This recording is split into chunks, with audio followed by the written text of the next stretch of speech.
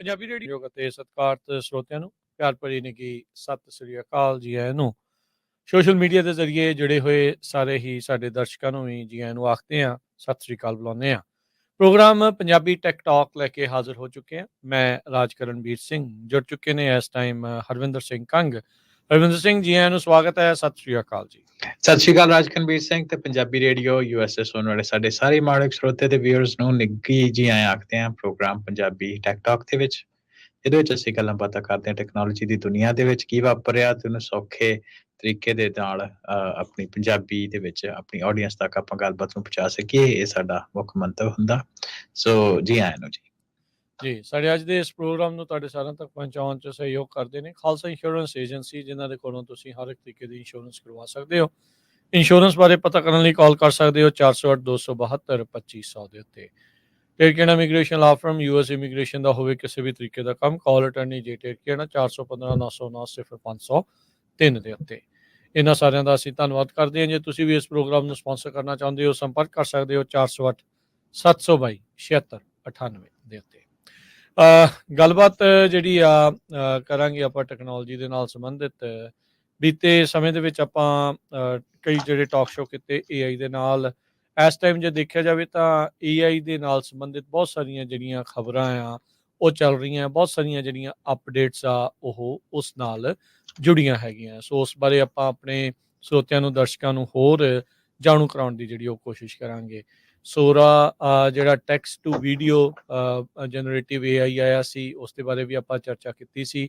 Gemini ਦੀ, bird ਦੀ ਜਿਹੜੀ ਉਹ ਚਰਚਾ ਕੀਤੀ ਸੀ। ਅਤੇ ਹਰਵਿੰਦਰ, ਗੱਲਬਾਤ ਦੀ ਸ਼ੁਰੂਆਤ ਆਪਾਂ ਉੱਥੋਂ ਜੇ ਕਰਦੇ ਜਾਈਏ। ਪਿਛਲੀ ਵਾਰੀ ਆਪਾਂ ਜਦੋਂ ਇਹ ਗੱਲ ਕਰ ਰਹੇ ਸੀਗੇ, ਇਹ ਮਸਲਾ ਸਾਹਮਣੇ ਆਇਆ ਸੀ, ਇਹ ਚਰਚਾ ਜਿਹੜੀ ਉਹ ਸਾਹਮਣੇ ਆਈ ਸੀਗੀ ਵੀ ਜੈਮਨਾਈ ਦੇ ਵਿੱਚ ਪੰਜਾਬੀ ਨਹੀਂ ਹੈਗੀ, ਜਦ ਕਿ ਹੋਰ ਜਿਹੜੀਆਂ ਭਾਸ਼ਾਵਾਂ ਇੰਡਿਕ ਲੈਂਗੁਏਜਿਸ ਉਹ ਹੈਗੀਆਂ ਆ। ਕੀ ਇਸ ਦੇ ਕਾਰਨ ਹੋ ਸਕਦੇ, ਕੀ ਇਸ ਦੇ ਪਿੱਛੇ ਹੋ ਸਕਦਾ ਆ? ਸੋ ਉਸ ਬਾਰੇ ਜੇ ਅੱਜ ਆਪਾਂ ਗੱਲ ਕਰੀਏ ਤਾਂ ਸ਼ੁਰੂਆਤ ਕਰਦੇ ਹਾਂ ਤਾਂ ਕਿੱਥੋਂ ਜੇ ਇਹਦਾ ਤੰਦ ਫੜ ਸਕਦੇ ਆ ਵੀ ਕਿਉਂ ਨਹੀਂ ਪੰਜਾਬੀ ਹੈਗੀ ਇੱਥੇ? ਹਾਂਜੀ, ਸੋ ਥੋੜੀ ਜਿਹੀ ਆਪਾਂ ਨਾ ਇਹਦੇ ਬਾਰੇ ਜਾਣਕਾਰੀ ਦੇ ਦਿੰਦੇ। ਗੱਲਬਾਤ ਕਾਫੀ ਪਪੂਲਰ ਹੋਈ। ਜਿਸ ਤਰ੍ਹਾਂ ਗਿਆਨੀ ਹਰਪ੍ਰੀਤ ਸਿੰਘ ਹੁਣਾਂ ਨੇ ਆਪਣੇ ਜਦੋਂ ਫੇਸਬੁੱਕ ਦੇ ਉੱਪਰ ਪਾਇਆ ਤੇ ਬਹੁਤ ਲੋਕੀ ਫੇਸਬੁੱਕ ਤੇ ਟਵਿੱਟਰ ਉੱਪਰ ਪਾਇਆ, ਸੋਸ਼ਲ ਮੀਡੀਆ ਉੱਪਰ, ਤੇ ਬਹੁਤ ਜ਼ਿਆਦਾ ਲੋਕੀ ਇਸ ਪਾਸੇ ਧਿਆਨ ਦਿੱਤਾ। ਸੋ ਰਾਈਟ ਟਾਈਮ, ਇਸ ਚੀਜ਼ਾਂ ਬਾਰੇ ਧਿਆਨ ਹੋਣਾ ਚਾਹੀਦਾ। ਸੋ ਇਤਰਾਜ਼ ਤਾਂ ਜਤਾਇਆ, ਪਰ ਕਾਫੀ ਇਹਦੇ ਬਾਰੇ ਕਨਫਿਊਜ਼ਨ ਰਹੀ ਵੀ ਇਹਦਾ ਕਾਰਨ ਕੀ ਆ, ਹਨਾ। ਸੋ ਆਪਾਂ ਪਹਿਲਾਂ ਵੀ ਆਪਣੀ ਗੱਲਬਾਤ ਵਿੱਚ ਬਰੀਫ ਜੀ ਗੱਲ ਕੀਤੀ ਸੀ, ਥੋੜੀ ਅੱਜ ਉਹਨੂੰ ਜ਼ਿਆਦਾ ਆਪਾਂ ਡਿਟੇਲ ਥੋੜੀ ਇਹਦੇ 'ਚ ਕਰਾਂਗੇ ਕਿ ਦੇਖੋ ਜਿਹੜਾ ਓਪਨ AI ਆ, ਹਨਾ, ਜਾਂ ਸਾਰਾ ਇਹ ਚੈਟ GPT ਜਾਂ ਬਾਰਡ ਜਾਂ ਸਾਰਾ ਕਨਸੈਪਟ, ਇਹ ਕਿੱਥੋਂ ਲੈਂਦਾ ਡੇਟਾ, ਹਨਾ। ਪਹਿਲਾਂ ਤਾਂ ਆਪਾਂ ਸਿੰਪਲ ਗੂਗਲ ਸਰਚ ਕਰਦੇ ਸੀ ਚੀਜ਼ਾਂ ਨੂੰ ਦੇਖ ਕੇ, ਤੇ ਜਿੱਥੇ ਜਿੱਥੇ ਡੇਟਾ ਪਿਆ ਉੱਥੋਂ ਇਕੱਠਾ ਕਰਕੇ ਉਹਨੇ ਲੈ ਲਿਆ। ਪਰ ਹੁਣ ਉਹਦਾ ਨੈਕਸਟ ਵਰਜ਼ਨ ਕੀ ਆ ਕਿ ਜਦੋਂ ਦੀ ਮਸ਼ੀਨ ਲਰਨਿੰਗ ਦੇ ਨਾਲ ਵਰਤ ਕੇ ਇਸ ਚੀਜ਼ਾਂ ਨੂੰ ਤੇ ਉਹਦੇ ਵਿੱਚ ਜਿਹੜਾ ਵੀ ਡੇਟਾ ਅਵੇਲੇਬਲ ਆ, ਉਹ ਡੇਟਾ ਨੂੰ ਕਰੰਚ ਕਰਕੇ, ਉਹਦਾ ਕਰੰਚ ਕਰਨ ਤੋਂ ਕਹਿੰਦਾ ਭਾਵ ਕਿ ਉਹਦੇ ਤੋਂ ਤੱਤ ਸਾਰ ਕੱਢ ਕੇ ਉਹਨੂੰ ਲਰਨ ਕਰਕੇ ਤੇ ਉਹਨੂੰ ਪ੍ਰੈਜ਼ੈਂਟ ਕਰਨ ਦਾ ਇੱਕ ਤਰੀਕਾ, ਹਨਾ। ਸੋ ਇਹ ਸਾਰੀਆਂ ਟੈਕਨੀਕਸ ਮੋਟੇ ਤੌਰ ਤੇ, ਕਾਫੀ ਮੋਟੇ ਤੌਰ ਤੇ ਮੈਂ ਗੱਲ ਕਰਦਾ, ਹਨਾ, ਤੇ ਤਾਂ ਕਿ ਸੌਖੀ ਪੱਧਰੀ ਸਮਝ ਆ ਜੇ। ਜੀ। ਪਰ ਜਦੋਂ ਆਪਾਂ ਭਾਸ਼ਾ ਦੀ ਗੱਲ ਕਰਦੇ ਹਾਂ, ਇੰਗਲਿਸ਼ ਵਿੱਚ ਤਾਂ ਇਹ ਕਾਫੀ ਪਾਸੇ ਅਵੇਲੇਬਲ ਹੈਗਾ ਮਟੀਰੀਅਲ, ਹੈ ਨਾ, ਕਿਉਂਕਿ ਇੰਗਲਿਸ਼ ਲੈਂਗੁਏਜ ਜਿਹੜੀ ਆ ਇੰਟਰਨੈਟ ਦੇ ਉੱਪਰ ਮੈਨੂੰ ਲੱਗਦਾ ਸਭ ਤੋਂ ਵੱਧ ਵਰਤੀ ਜਾਂਦੀ ਆ।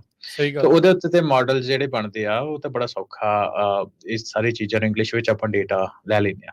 ਪਰ ਹੁਣ ਜਦੋਂ ਅਸੀਂ ਗੱਲ ਕਹਿੰਦੇ ਆ ਕਿ ਜਿਹੜੀਆਂ ਐਥਨਿਕ ਲੈਂਗੁਏਜਸ ਵਿੱਚ ਦੀ ਗੱਲ ਆ ਗਈ, ਸੋ ਉਹਦੇ ਵਿੱਚ ਵੀ ਸਿਮਿਲਰ ਮਾਡਲ ਜਿਹੜੇ ਆ ਕਾਫੀ ਭਾਸ਼ਾ ਵਿੱਚ ਅਵੇਲੇਬਲ ਆ, ਜਿਹੜੀਆਂ ਆਮ ਤੌਰ ਤੇ ਵਰਤੀਆਂ ਜਾਂਦੀਆਂ। ਮਿਸਾਲ ਦੇ ਤੌਰ ਤੇ ਤੁਸੀਂ ਮੈਂਡਰਿਨ ਲੈ ਲਓ, ਸਪੈਨਿਸ਼ ਲੈ ਲਓ, ਤੁਸੀਂ ਫਰੈਂਚ, ਜਰਮਨ, ਹਨਾ, ਜਿਹੜੀਆਂ ਭਾਸ਼ਾਵਾਂ ਆਮ ਤੌਰ ਦੇ ਉੱਤੇ ਲੋਕੀ ਇਹਨੂੰ ਜ਼ਿਆਦਾ ਵਰਤਦੇ ਆ। ਤੇ ਉਹਨਾਂ ਦਾ ਡੇਟਾ ਵੀ ਕਿਉਂਕਿ ਵਰਤੋਂ ਬਹੁਤ ਆਉਂਦੀ ਆ, ਸੋ ਉਹਨਾਂ ਦਾ ਡੇਟਾ ਆਲਰੇਡੀ ਅਵੇਲੇਬਲ ਹੁੰਦਾ, ਹੈ ਨਾ। ਸੋ ਉਹਨੂੰ ਇੱਕ ਵਰਡ ਵਰਤਦੇ ਆ, ਕਾਰਪਸ, ਉਸ ਕੰਮ ਦੇ ਲਈ।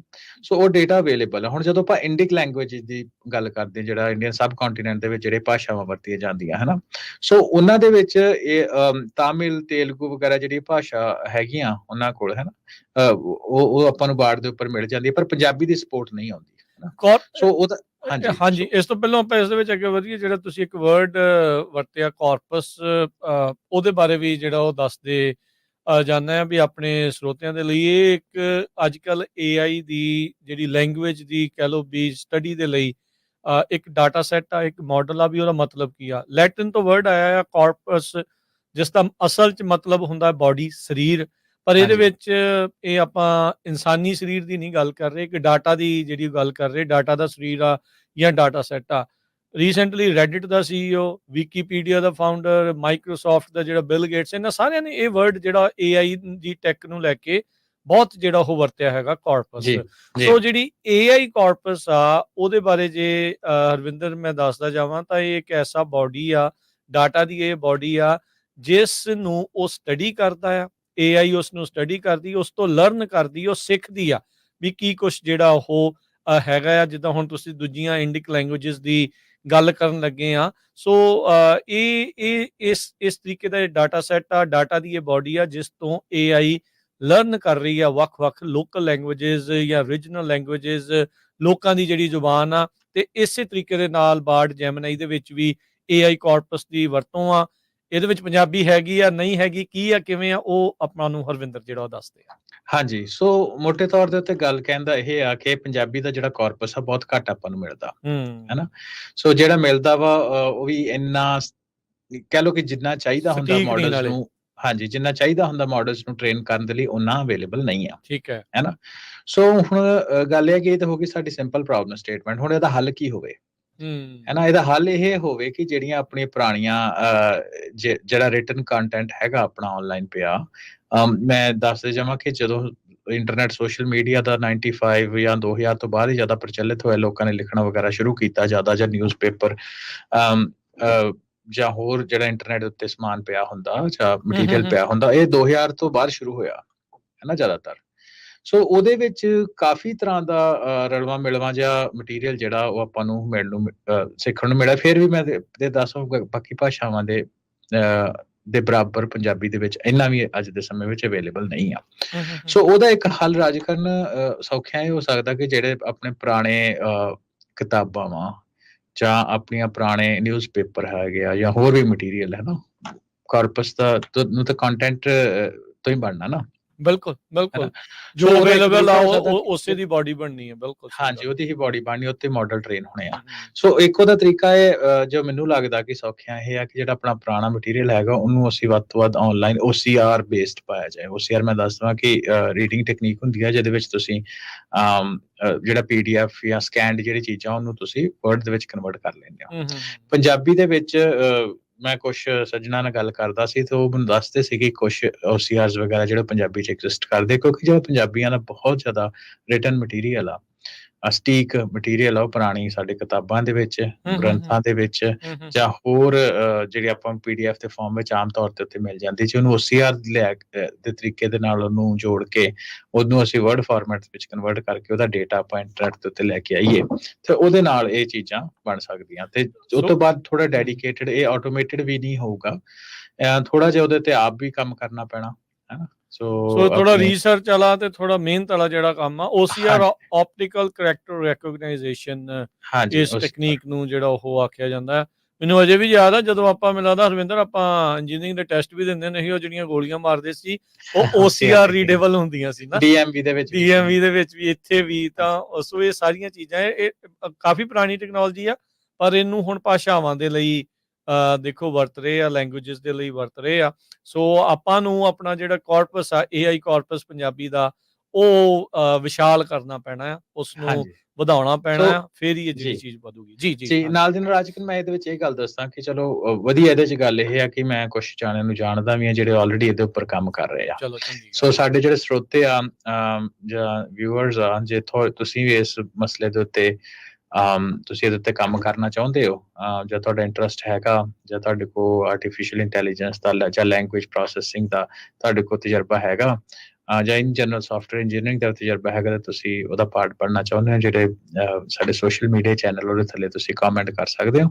ਸੋ ਅਸੀਂ ਉਹਨਾਂ ਵਿਊਜ਼ ਨੂੰ, ਉਹਨੂੰ ਵਿਊ ਕਰਕੇ ਦੇਖ ਕੇ ਉਹ ਤੁਹਾਨੂੰ ਸੰਪਰਕ ਅਸੀਂ ਕਰਕੇ ਟੀਮ ਦੇ ਨਾਲ ਇੰਟਰੋਡਿਊਸ ਕਰ ਸਕਦੇ ਹਾਂ। ਨਹੀਂ, ਬਿਲਕੁਲ, ਇਹ ਜਿਹੜੀ ਚੰਗੀ ਗੱਲ ਓਵਰਆਲ ਆਪਣੇ ਸਾਰਿਆਂ ਦੇ ਲਈ ਇਹ ਰਹੇਗੀ, ਤੇ ਇਹ ਅੱਜ ਦੀ ਸਮੇਂ ਦੀ ਮੰਗ ਵੀ ਆ ਹਰਵਿੰਦਰ ਵੀ, ਇਹ ਸਾਰਾ ਕੁਛ ਜਿਹੜਾ ਹੋਵੇ। ਆਪਾਂ ਦੇਖਿਆ ਨਾ ਰੀਸੈਂਟਲੀ, ਹੁਣ ਹੈ ਤਾਂ ਇਹ ਸਾਰੇ ਲੈਂਗੁਏਜ ਮਾਡਲਸ, ਇਹਦੇ ਵਿੱਚ ਫਿਰ ਸ਼ਰਾਰਤਾਂ ਵੀ ਆ ਤੇ ਫਿਰ ਗੜਬੜੀਆਂ ਵੀ ਆ।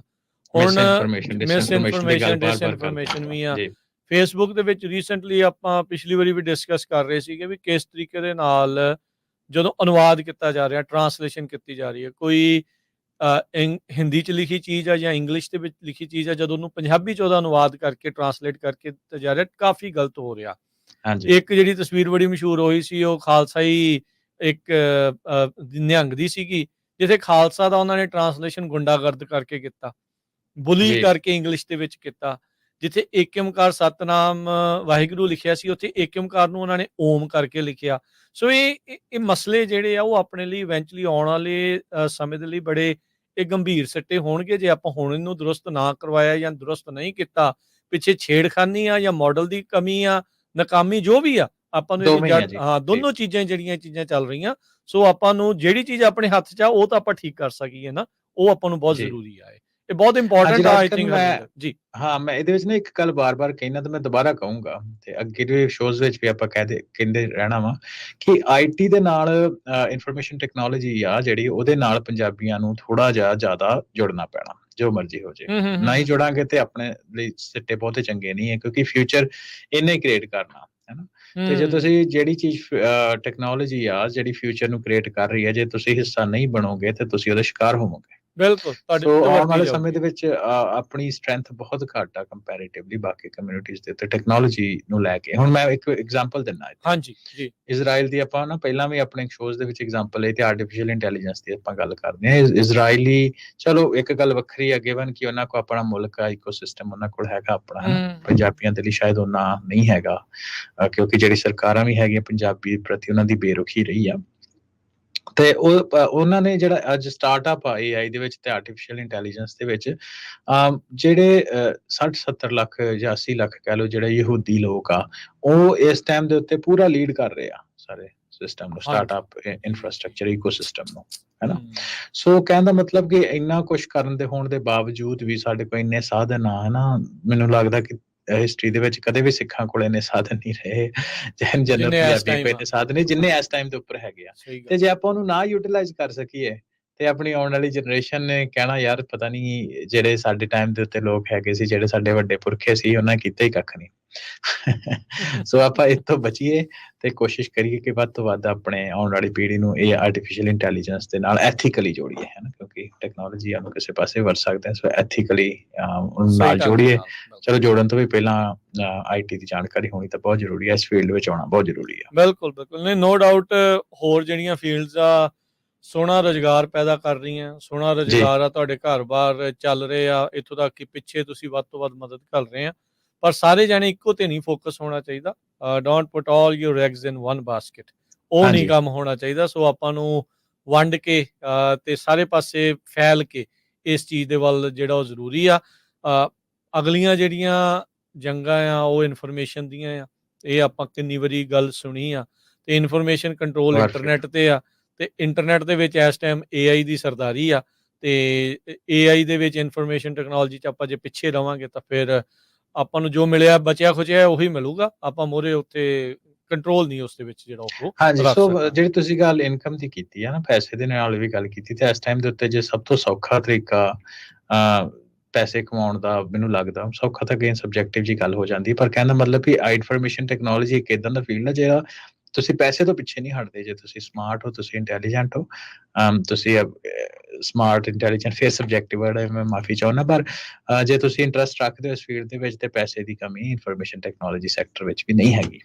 ਅੱਛਾ ਹਰਵਿੰਦਰ, ਫਿਰ ਇੱਕ ਵਾਰੀ ਆਪਾਂ ਨੂੰ ਕਈ ਵਾਰੀ ਪੁੱਛਦੇ ਵੀ ਸੀ ਵੀ ਜੇ ਤੁਸੀਂ ਇਸ ਦੇ ਵਿੱਚ ਆਉਣਾ ਚਾਹੁੰਦੇ ਆ ਦੈਨ ਕਰਨਾ ਕੀ ਆ, ਹੈ ਕੀ ਆ, ਕੀ ਰਾਹ ਹੈਗਾ ਆ, ਜੇ ਕੋਈ ਚੇਂਜ ਕਰਨਾ ਚਾਹ ਰਿਹਾ ਆ ਜਾਂ ਇਸ ਪਾਸੇ ਵੱਲ ਨੂੰ ਆਉਣਾ ਚਾਹ ਰਿਹਾ ਆ ਜੋ ਰਾਈਟ ਨਾਓ ਹੋਰ ਕਿਸੇ ਫੀਲਡ ਦੇ ਵਿੱਚ ਆ। ਹਾਂਜੀ, ਸਭ ਤੋਂ ਪਹਿਲਾਂ ਤਾਂ ਇਹ ਹੈ ਕਿ ਜੇ ਤੁਹਾਡੀ ਪੜ੍ਹਾਈ ਇਸ ਪਾਸੇ ਦੀ ਹੋਵੇ, ਹੈਨਾ। ਸੋ ਪਰ ਮੈਂ ਰਾਜਗਨ ਨਾਲ ਦੀ ਨਾਲ ਇਹ ਵੀ ਦੱਸ ਰਿਹਾ ਕਿ ਅੱਜ ਦੇ ਸਮੇਂ ਦੇ ਵਿੱਚ ਵੀ ਜਿਹੜੀ ਪੜ੍ਹਾਈ ਵੀ ਆ, ਹੈਨਾ, ਫੁੱਲ ਟਾਈਮ 4 ਈਅਰ ਡਿਗਰੀ ਆ, ਉਹ ਵੀ ਨਹੀਂ ਚਾਹੀਦੀ ਹੁੰਦੀ ਜੇ ਤੁਹਾਡਾ ਐਕਸਪੀਰੀਅੰਸ ਤੇ ਇੰਟਰਸਟ ਹੋਵੇ। ਠੀਕ ਹੈ। ਠੀਕ ਆ, ਪਰ ਚਲੋ ਜੇ ਸੌਖਾ ਤਰੀਕਾ ਸੌਖਾ ਰਾਹ ਲੈਣਾ ਤੇ ਉਹ ਤਾਂ ਹੈ ਕਿ ਪਹਿਲੀ ਪੌੜੀ ਤੇ ਇਸ ਫੀਲਡ ਦੀ ਪੜ੍ਹਾਈ, ਇੰਜੀਨੀਅਰਿੰਗ ਦੀ ਪੜ੍ਹਾਈ, ਡਜ਼ਨਟ ਮੈਟਰ ਤੁਸੀਂ ਮਕੈਨੀਕਲ ਕੀਤੀ, ਇਲੈਕਟ੍ਰੀਕਲ ਕੀਤੀ, ਜ਼ਰੂਰੀ ਨਹੀਂ ਤੁਸੀਂ ਸੌਫਟਵੇਅਰ ਇੰਜੀਨੀਅਰ ਹੀ ਹੋਵੋ ਜਾਂ ਠੀਕ ਆਈਟੀ ਹੈ। ਦੇ ਹੀ ਹੋਵੋ। ਕਿਸੇ ਤਰ੍ਹਾਂ ਦੀ ਵੀ ਇੰਜੀਨੀਅਰਿੰਗ ਦੀ ਫੀਲਡ ਦੇ ਵਿੱਚ ਤੁਹਾਡੇ ਕੋਲ ਡਿਗਰੀ ਹੈਗੀ ਆ, ਉਸ ਤੋਂ ਬਾਅਦ ਤੇ ਵੱਧ ਤੋਂ ਵੱਧ ਐਕਸਪੋਜ਼ਰ ਹੀ ਆ ਨਾ। ਤੁਸੀਂ ਪੜ੍ਹੋ, ਐਕਸਪੋਜ਼ਰ ਲਓ ਵੱਧ ਤੋਂ ਵੱਧ। ਜਿਹੜੇ ਬੰਦੇ ਇਸ ਫੀਲਡ ਤੇ ਆ ਉਹਨਾਂ ਤੋਂ ਥੋੜੀ ਮੈਂਟਰਿੰਗ ਲਓ। ਜੇ ਤੁਸੀਂ ਨਹੀਂ ਮੈਂਟਰਿੰਗ ਲੈ ਸਕਦੇ ਤੇ ਐਜੂਕੇਸ਼ਨ ਹੋਰ ਵੀ ਜਿੱਦਾਂ ਕੋਰਸਿਸ ਵੱਖ-ਵੱਖ ਯੂਨੀਵਰਸਿਟੀ, ਜਿੱਦਾਂ ਤੁਸੀਂ ਪਿਛਲੀ ਵਾਰ ਗੱਲ ਕਰਦੇ ਸੀ ਨਾ ਕਿ ਆਲਮੋਸਟ AI ਦਾ ਤੇ ਅੱਜ ਇੰਨਾ ਬੂਮ ਅੱਜ ਦੇ ਸਮੇਂ ਦੇ ਵਿੱਚ ਵੀ ਛੋਟੇ ਕਮਿਊਨਿਟੀ ਕਾਲਜਸ ਤੋਂ ਲੈ ਕੇ ਵੱਡੀਆਂ ਯੂਨੀਵਰਸਿਟੀਜ਼ ਦੇ ਕੋਲ ਵੀ ਛੋਟੇ-ਛੋਟੇ ਕੋਰਸਿਸ ਅਵੇਲੇਬਲ ਆ। ਲਾਜ਼ ਬਣ ਰਹੇ ਆ ਵੀ ਭਾਈ ਪੜਾਇਆ ਜਾਵੇ ਹੁਣ। ਹਾਂਜੀ, ਸਕੂਲਾਂ ਦੇ ਵਿੱਚ ਹਨਾ। ਯਾ ਤੇ ਮੈਂ ਇਹ ਦੱਸਦਾ ਕਿ ਬੇ ਏਰੀਆ ਦੇ ਵਿੱਚ ਮੇਰੀ 6 ਸਾਲ ਦੀ ਬੇਟੀ ਆ, ਪਿਛਲੇ ਹਫਤੇ ਹਨਾ ਕੋਡਿੰਗ ਨਾਈਟ ਉਹਨਾਂ ਦੀ ਹੋ ਹਟੀ ਆ। ਅੱਛਾ। ਸੋ ਕਹਿਣ ਦਾ Yeah. ਮਤਲਬ ਉਹਦੇ ਵਿੱਚ ਇਹ ਆ ਕਿ ਇਹ ਫੀਲਡ ਦੇ ਵਿੱਚ ਵੱਧ ਤੋਂ ਵੱਧ ਆਪਾਂ ਨੂੰ ਆਉਣਾ ਚਾਹੀਦਾ, ਤੇ ਤਾਂ ਹੀ ਆਪਾਂ ਜਿਹੜਾ ਫਿਊਚਰ ਉਹਨੂੰ ਆਪਣੇ ਹੱਥਾਂ ਵਿੱਚ ਲੈ ਸਕਾਂਗੇ। ਜੇ ਅਸੀਂ ਉਹਦੇ ਵਿੱਚ ਫਿਊਚਰ ਬਣਾਉਣ ਦੇ ਵਿੱਚ ਅਸੀਂ ਸ਼ਮੂਲੀਅਤ ਹੋਏਗੀ ਸਾਡੀ, ਤਾਂ ਹੀ ਫਿਊਚਰ ਸਾਡੇ ਹੱਥ 'ਚ ਆਊਗਾ। ਨਹੀਂ ਤੇ ਸਾਨੂੰ ਪਤਾ ਹੀ ਜਦੋਂ ਤੁਸੀਂ ਗੱਲ ਕੀਤੀ ਕਿ ਬਚੇ ਖੁਚੇ ਹੀ ਆ, ਬਚੇ ਖੁਚੇ ਕੰਮ ਫਿਰ ਜਿਹੜਾ ਫਿਰ ਬਚਦਾ। ਬਿਲਕੁਲ। ਸੋ ਅਗਰੈਸਿਵ ਹੋ ਕੇ, ਪ੍ਰੋਐਕਟਿਵ ਹੋ ਕੇ, ਮੋਹਰੇ ਹੋ ਕੇ ਇਸ ਦੇ ਵਿੱਚ ਲੱਗ ਕੇ ਜਿਹੜਾ ਉਹ ਚੱਲੀਏ। ਬਾਕੀ ਜਿਹੜੀ ਕੋਈ ਇੱਕ ਦੂਜੇ ਦੀ ਕੋਈ ਮਦਦ ਕਰ ਸਕਦਾ ਆ, ਕੋਈ ਇਸ ਦੇ ਫੀਲਡ ਦੇ ਵਿੱਚ ਆਲਰੇਡੀ ਐਕਟਿਵ ਨੇ, ਕਰ ਰਹੇ ਨੇ, ਉਹ ਵੀ ਕੰਟੈਕਟ ਕਰੋ। ਜੇ ਕੋਈ ਹੋਰ ਉਹਨਾਂ ਦੇ ਨਾਲ ਇੱਦਾਂ ਜੁੜਨਾ ਚਾਹੁੰਦਾ ਆ, ਕੁਝ ਸਿੱਖਣਾ ਚਾਹੁੰਦਾ ਆ, ਤਾਂ ਜੋ ਐਜ਼ ਏ ਆਪਾਂ ਨੂੰ ਐਜ਼ ਏ ਨਾ ਕਮਿਊਨਿਟੀ ਤੌਰ ਦੇ ਉੱਤੇ ਨੈਟਵਰਕਿੰਗ ਇਹਦੀ ਵਧਾਉਣੀ ਚਾਹੀਦੀ ਆ। ਲੋਕਾਂ ਨੂੰ ਇੱਕ ਦੂਜੇ ਦੇ ਪ੍ਰਤੀ, ਇਸ ਚੀਜ਼ ਦੇ ਪ੍ਰਤੀ ਸੁਹਿਰਦਤਾ ਦੇ ਨਾਲ ਸੋਚ ਕੇ ਇਸ ਪਾਸੇ ਵੱਲ ਨੂੰ ਜਿਹੜਾ ਉਹ ਲਾਉਣਾ ਚਾਹੀਦਾ ਆ। ਸੋ ਇਹ ਜ਼ਰੂਰੀ ਆ। ਦੇਖੋ ਮੇਨ ਆਪਣੇ ਜਿਹੜੇ ਕੇਂਦਰ ਆ, ਕਮਿਊਨਿਟੀ ਸੈਂਟਰਸ ਆ, ਉਹ ਗੁਰੂ ਘਰ ਨੇ, ਤੇ ਉੱਥੇ ਇਹਦੇ ਬਾਰੇ ਚਰਚਾ ਹੋਵੇ, ਇਹਦੇ ਬਾਰੇ ਗੱਲਬਾਤ ਹੋਵੇ, ਇਹਦੇ ਬਾਰੇ ਕਲਾਸਿਸ ਹੋਣ ਜਾਂ ਕੁਝ ਹੋਵੇ, ਉਹਦੇ ਬਾਰੇ ਵੀ ਸੋਚ ਵਿਚਾਰ ਜਿਹੜੀ ਉਹ ਜ਼ਰੂਰ ਹੋਣੀ ਚਾਹੀਦੀ। ਬਹੁਤ ਸੋਹਣਾ ਰਿਸਪੌਂਸ ਮਿਲਦਾ ਜੀ ਕਮਿਊਨਿਟੀ ਵੱਲ। ਮੈਂ ਇਹ ਵੀ ਦੱਸਦਾ ਕਿ ਸਾਡੇ ਬੇ ਏਰੀਆ ਵਿੱਚ ਗੁਰਦੁਆਰਾ ਸਾਹਿਬ ਫਰੀਮਾਉਂਟ ਦੇ ਵਿੱਚ ਅਸੀਂ ਸ਼ੁਰੂ ਕੀਤੇ ਆ ਕੁਛ ਇੱਦਾਂ ਦੇ ਰੋਬੋਟਿਕਸ ਦੇ ਇੱਥੇ ਕਲਾਸਿਸ ਲੱਗਦੀਆਂ, ਜਿਹੜੇ ਸਟੈਨਫੋਰਡ ਦੇ ਯੰਗ ਸਟੂਡੈਂਟ ਆ ਜਿਹੜੇ ਆਲਰੇਡੀ ਯੂਨੀਵਰਸਿਟੀਜ਼ ਵਿੱਚ ਛੋਟੇ ਬੱਚੇ ਨੂੰ ਐਕਸਪੋਜ਼ਰ ਦਿੰਦੇ ਆ ਇਸ ਚੀਜ਼ ਦਾ। ਸੋ ਇਦਾਂ ਦੇ ਉਪਰਾਲੇ ਹੋਰ ਵੀ ਜਗ੍ਹਾ ਦੇ ਉੱਤੇ ਹੋਣੇ ਚਾਹੀਦੇ ਆ, ਕਿਉਂਕਿ ਆਪਣੀ ਕਮਿਊਨਿਟੀ ਦੇ ਵਿੱਚ ਕੋਈ ਨਾ ਕੋਈ ਤਾਂ ਹੁੰਦਾ ਹੀ ਆ, ਭਾਵੇਂ ਥੋੜੀ ਗਿਣਤੀ ਵਿੱਚ ਕੋਈ ਨਾ ਕੋਈ ਹੁੰਦਾ ਹੀ। ਉਹਨੂੰ ਇਨਕਰੇਜ ਕਰੋ, ਗੁਰਦੁਆਰਾ ਸਾਹਿਬ ਬੱਚਿਆਂ ਨੂੰ ਇਸ ਪਾਸੇ ਨੂੰ ਜਾਗ ਲਾਈ ਜਾਏ। ਬਿਲਕੁਲ ਜੀ। ਅਗਲੀ ਹਰਵਿੰਦਰ ਗੱਲ ਕਰੀਏ ਬੇ ਏਰੀਏ ਦੀ, ਤੁਸੀਂ ਗੱਲ ਕੀਤੀ ਆ, ਇੱਥੋਂ ਕੋਈ ਬੜੀਆਂ ਚੰਗੀਆਂ ਖਬਰਾਂ ਕਿਤੇ ਜਿਹੜੀਆਂ ਨੌਕਰੀਆਂ ਨੂੰ ਲੈ ਕੇ ਨਹੀਂ ਆ ਰਹੀਆਂ। ਇਕਨੋਮਿਕ ਸਥਿਤੀ ਪਤਾ ਨਹੀਂ ਕਿੱਦਾਂ ਦੀ ਰਹਿਣੀ, ਅਰਥਚਾਰਾ ਕਿਸ ਪਾਸੇ ਵੱਲ ਨੂੰ ਜਾਣਾ ਆ, ਕਿਤੇ ਕੁਛ ਆ ਜਾਂਦਾ, ਕਿਤੇ ਕੁਛ ਆ ਜਾਂਦਾ। ਪਰ ਇੱਕ ਜਿਹੜੀ ਕੰਟੀਨਿਊਸਲੀ ਆਪਾਂ ਨੂੰ ਜਿਹੜੀ ਨਿਊਜ਼ ਆ ਰਹੀ ਆ, ਲੇ ਆਫਸ ਦੀ ਜਿਹੜੀ ਉਹ ਆ ਰਹੀ ਆ। ਸੋ ਫੈਬ ਦੇ ਵਿੱਚ ਵੀ ਕਹਿੰਦੇ ਰਿਕਾਰਡ ਤੋੜ ਲੇ ਆਫਸ ਜਿਹੜੀਆਂ ਉਹ ਹੋਈਆਂ ਆ। ਕੀ ਸਿਚੁਏਸ਼ਨ ਆ, ਤੇ ਜਿਹੜੀਆਂ ਲੇ ਆਫਸ ਆ ਰਹੀਆਂ ਆ, ਇਹ ਕਿਹੜੇ ਖੇਤਰ ਦੇ ਵਿੱਚ ਜ਼ਿਆਦਾ ਦੇਖ ਰਹੇ ਆਪਾਂ? ਹਾਂਜੀ, ਖੇਤਰ ਸਭ ਤੋਂ ਪਹਿਲਾਂ ਟੈਕ ਤੇ ਫਾਈਨੈਂਸ ਹੀ ਆ ਇਹਦਾ ਪ੍ਰਾਇਮਰੀ, ਹੈ ਨਾ। ਫਾਈਨੈਂਸ ਦਾ ਆਪਣਾ ਇੱਕ ਆਫ ਕੋਰਸ ਇੰਟਰਸਟ ਰੇਟ ਜਦੋਂ ਦੇ ਵਧੇ ਆ, ਉਸ ਤੋਂ ਬਾਅਦ ਪੈਸੇ ਲੈਣੇ ਔਖੇ ਹੋ ਗਏ। ਸੋ ਟੈਕ ਫੀਲਡ ਕੁਛ ਇਦਾਂ ਦੀ ਹੁੰਦੀ ਹੈ ਜਿਹਦੇ ਵਿੱਚ ਪੈਸਾ ਬਹੁਤ ਇਨਪੁਟ ਕੀਤਾ ਜਾਂਦਾ, ਕਿਉਂਕਿ ਸਟਾਰਟਅਪਸ ਹੁੰਦੀਆਂ ਹਨ, ਤੇ ਜਿਹੜਾ ਫਾਈਨੈਂਸ ਫੀਲਡ ਉਹ ਤਾਂ ਡਾਇਰੈਕਟ ਹੀ ਹੈ, ਕਿਉਂਕਿ ਇੰਟਰਸਟ ਰੇਟ ਵਧੇ ਹੋਣ ਕਰਕੇ ਉਹਨਾਂ ਦੀ ਇਨਕਮ ਘੱਟ ਆ। ਇਹ ਤਾਂ ਇੱਕ ਐਸਪੈਕਟ ਦਾ ਹੋ ਗਿਆ। ਸੋ ਦੂਸਰੀ ਗੱਲ ਆਪਾਂ ਕਰੀਏ ਕਿ ਜਿਹੜੀ ਤੁਸੀਂ ਗੱਲ ਕੀ ਕਹਿੰਦੇ ਕਿ ਲੇ ਆਫ ਦੀ ਜਿਹੜੀ ਖਬਰਾਂ ਚੱਲਦੀਆਂ ਆ ਰਹੀਆਂ। ਸੋ ਫਰਵਰੀ ਮਹੀਨਾ ਦੇ ਵਿੱਚ ਇੱਕ ਸਰਵੇ ਰਨ ਕੀਤਾ ਗਿਆ, ਰਿਪੋਰਟ ਜਾਰੀ ਕੀਤੀ ਗਈ ਹੈ ਚੈਲੰਜਰ ਤੇ ਗ੍ਰੇ, ਹੈ ਨਾ, organisation challenger grey and Christmas ਕਰਕੇ ਆਰਗੇਨਾਈਜੇਸ਼ਨ। ਉਹਨਾਂ ਨੇ ਕਿਹਾ ਕਿ ਜਿਹੜੇ ਫਰਵਰੀ ਦੇ ਵਿੱਚ ਜਿਹਨੇ ਲੇ ਆਫ ਹੋਏ ਆ, ਇਹ ਹਾਈਐਸਟ ਮੰਥਲੀ ਲੇ ਆਫ ਸਿੰਸ 2009 ਤੋਂ ਲੈ ਕੇ ਹੁਣ ਤੱਕ। ਅੱਛਾ। ਸੋ ਸਾਨੂੰ ਇਹ ਲੱਗਦਾ ਕਿ ਜਿਹੜੀ ਇਕਨੋਮੀ ਆ ਬਹੁਤ ਵਧੀਆ ਹੋ ਰਹੀ ਆ, ਠੀਕ ਆ, ਬਾਕੀ ਸਾਰੇ ਸੈਕਟਰਸ ਦੇ ਵਿੱਚ ਚੱਲ ਰਿਹਾ, ਪਰ ਇਹ ਫਾਈਨੈਂਸ ਤੇ ਟੈਕ ਸੈਕਟਰ ਦੀ ਜਿਹੜੀ ਲੇ ਆਫ ਫਰਵਰੀ ਮਹੀਨੇ ਦੇ ਵਿੱਚ ਇਹ ਸਭ ਤੋਂ ਵੱਧ ਹੋਈ ਹੈ 2009 ਤੋਂ ਬਾਅਦ। 2009 ਦਾ ਟਾਈਮ ਉਹ ਸੀ ਜਦੋਂ ਰਿਸੈਸ਼ਨ ਆਲਮੋਸਟ ਪੀਕ ਦੇ ਉੱਤੇ ਸੀ, ਹੈ ਨਾ। ਸੋ ਉਹਦੇ ਵਿੱਚ ਆਪਾਂ ਇਹ ਗੱਲ ਕਰੀਏ ਕਿ ਟੈਕ ਇੰਡਸਟਰੀ ਦੀ ਹੀ ਆਪਾਂ ਗੱਲ ਕਰੀਏ ਤੇ ਇਸ ਸਾਲ, ਹੈ ਨਾ, ਆ ਸਾਲ ਦੇ ਕਿੰਨੇ ਜੇ 2 ਹੀ ਮਹੀਨੇ ਨਿਕਲੇ, 2.5 ਲੈ ਲਓ, ਹੈ ਨਾ, ਆਲਮੋਸਟ 2 ਮਹੀਨੇ ਹੋ ਗਏ। ਸੋ ਉਹਦੇ ਵਿੱਚ 28,218 ਜੌਬਾਂ ਜਿਹੜੀਆਂ ਕੱਟ ਹੋਈਆਂ ਆਲਰੇਡੀ। ਹਾਂਜੀ।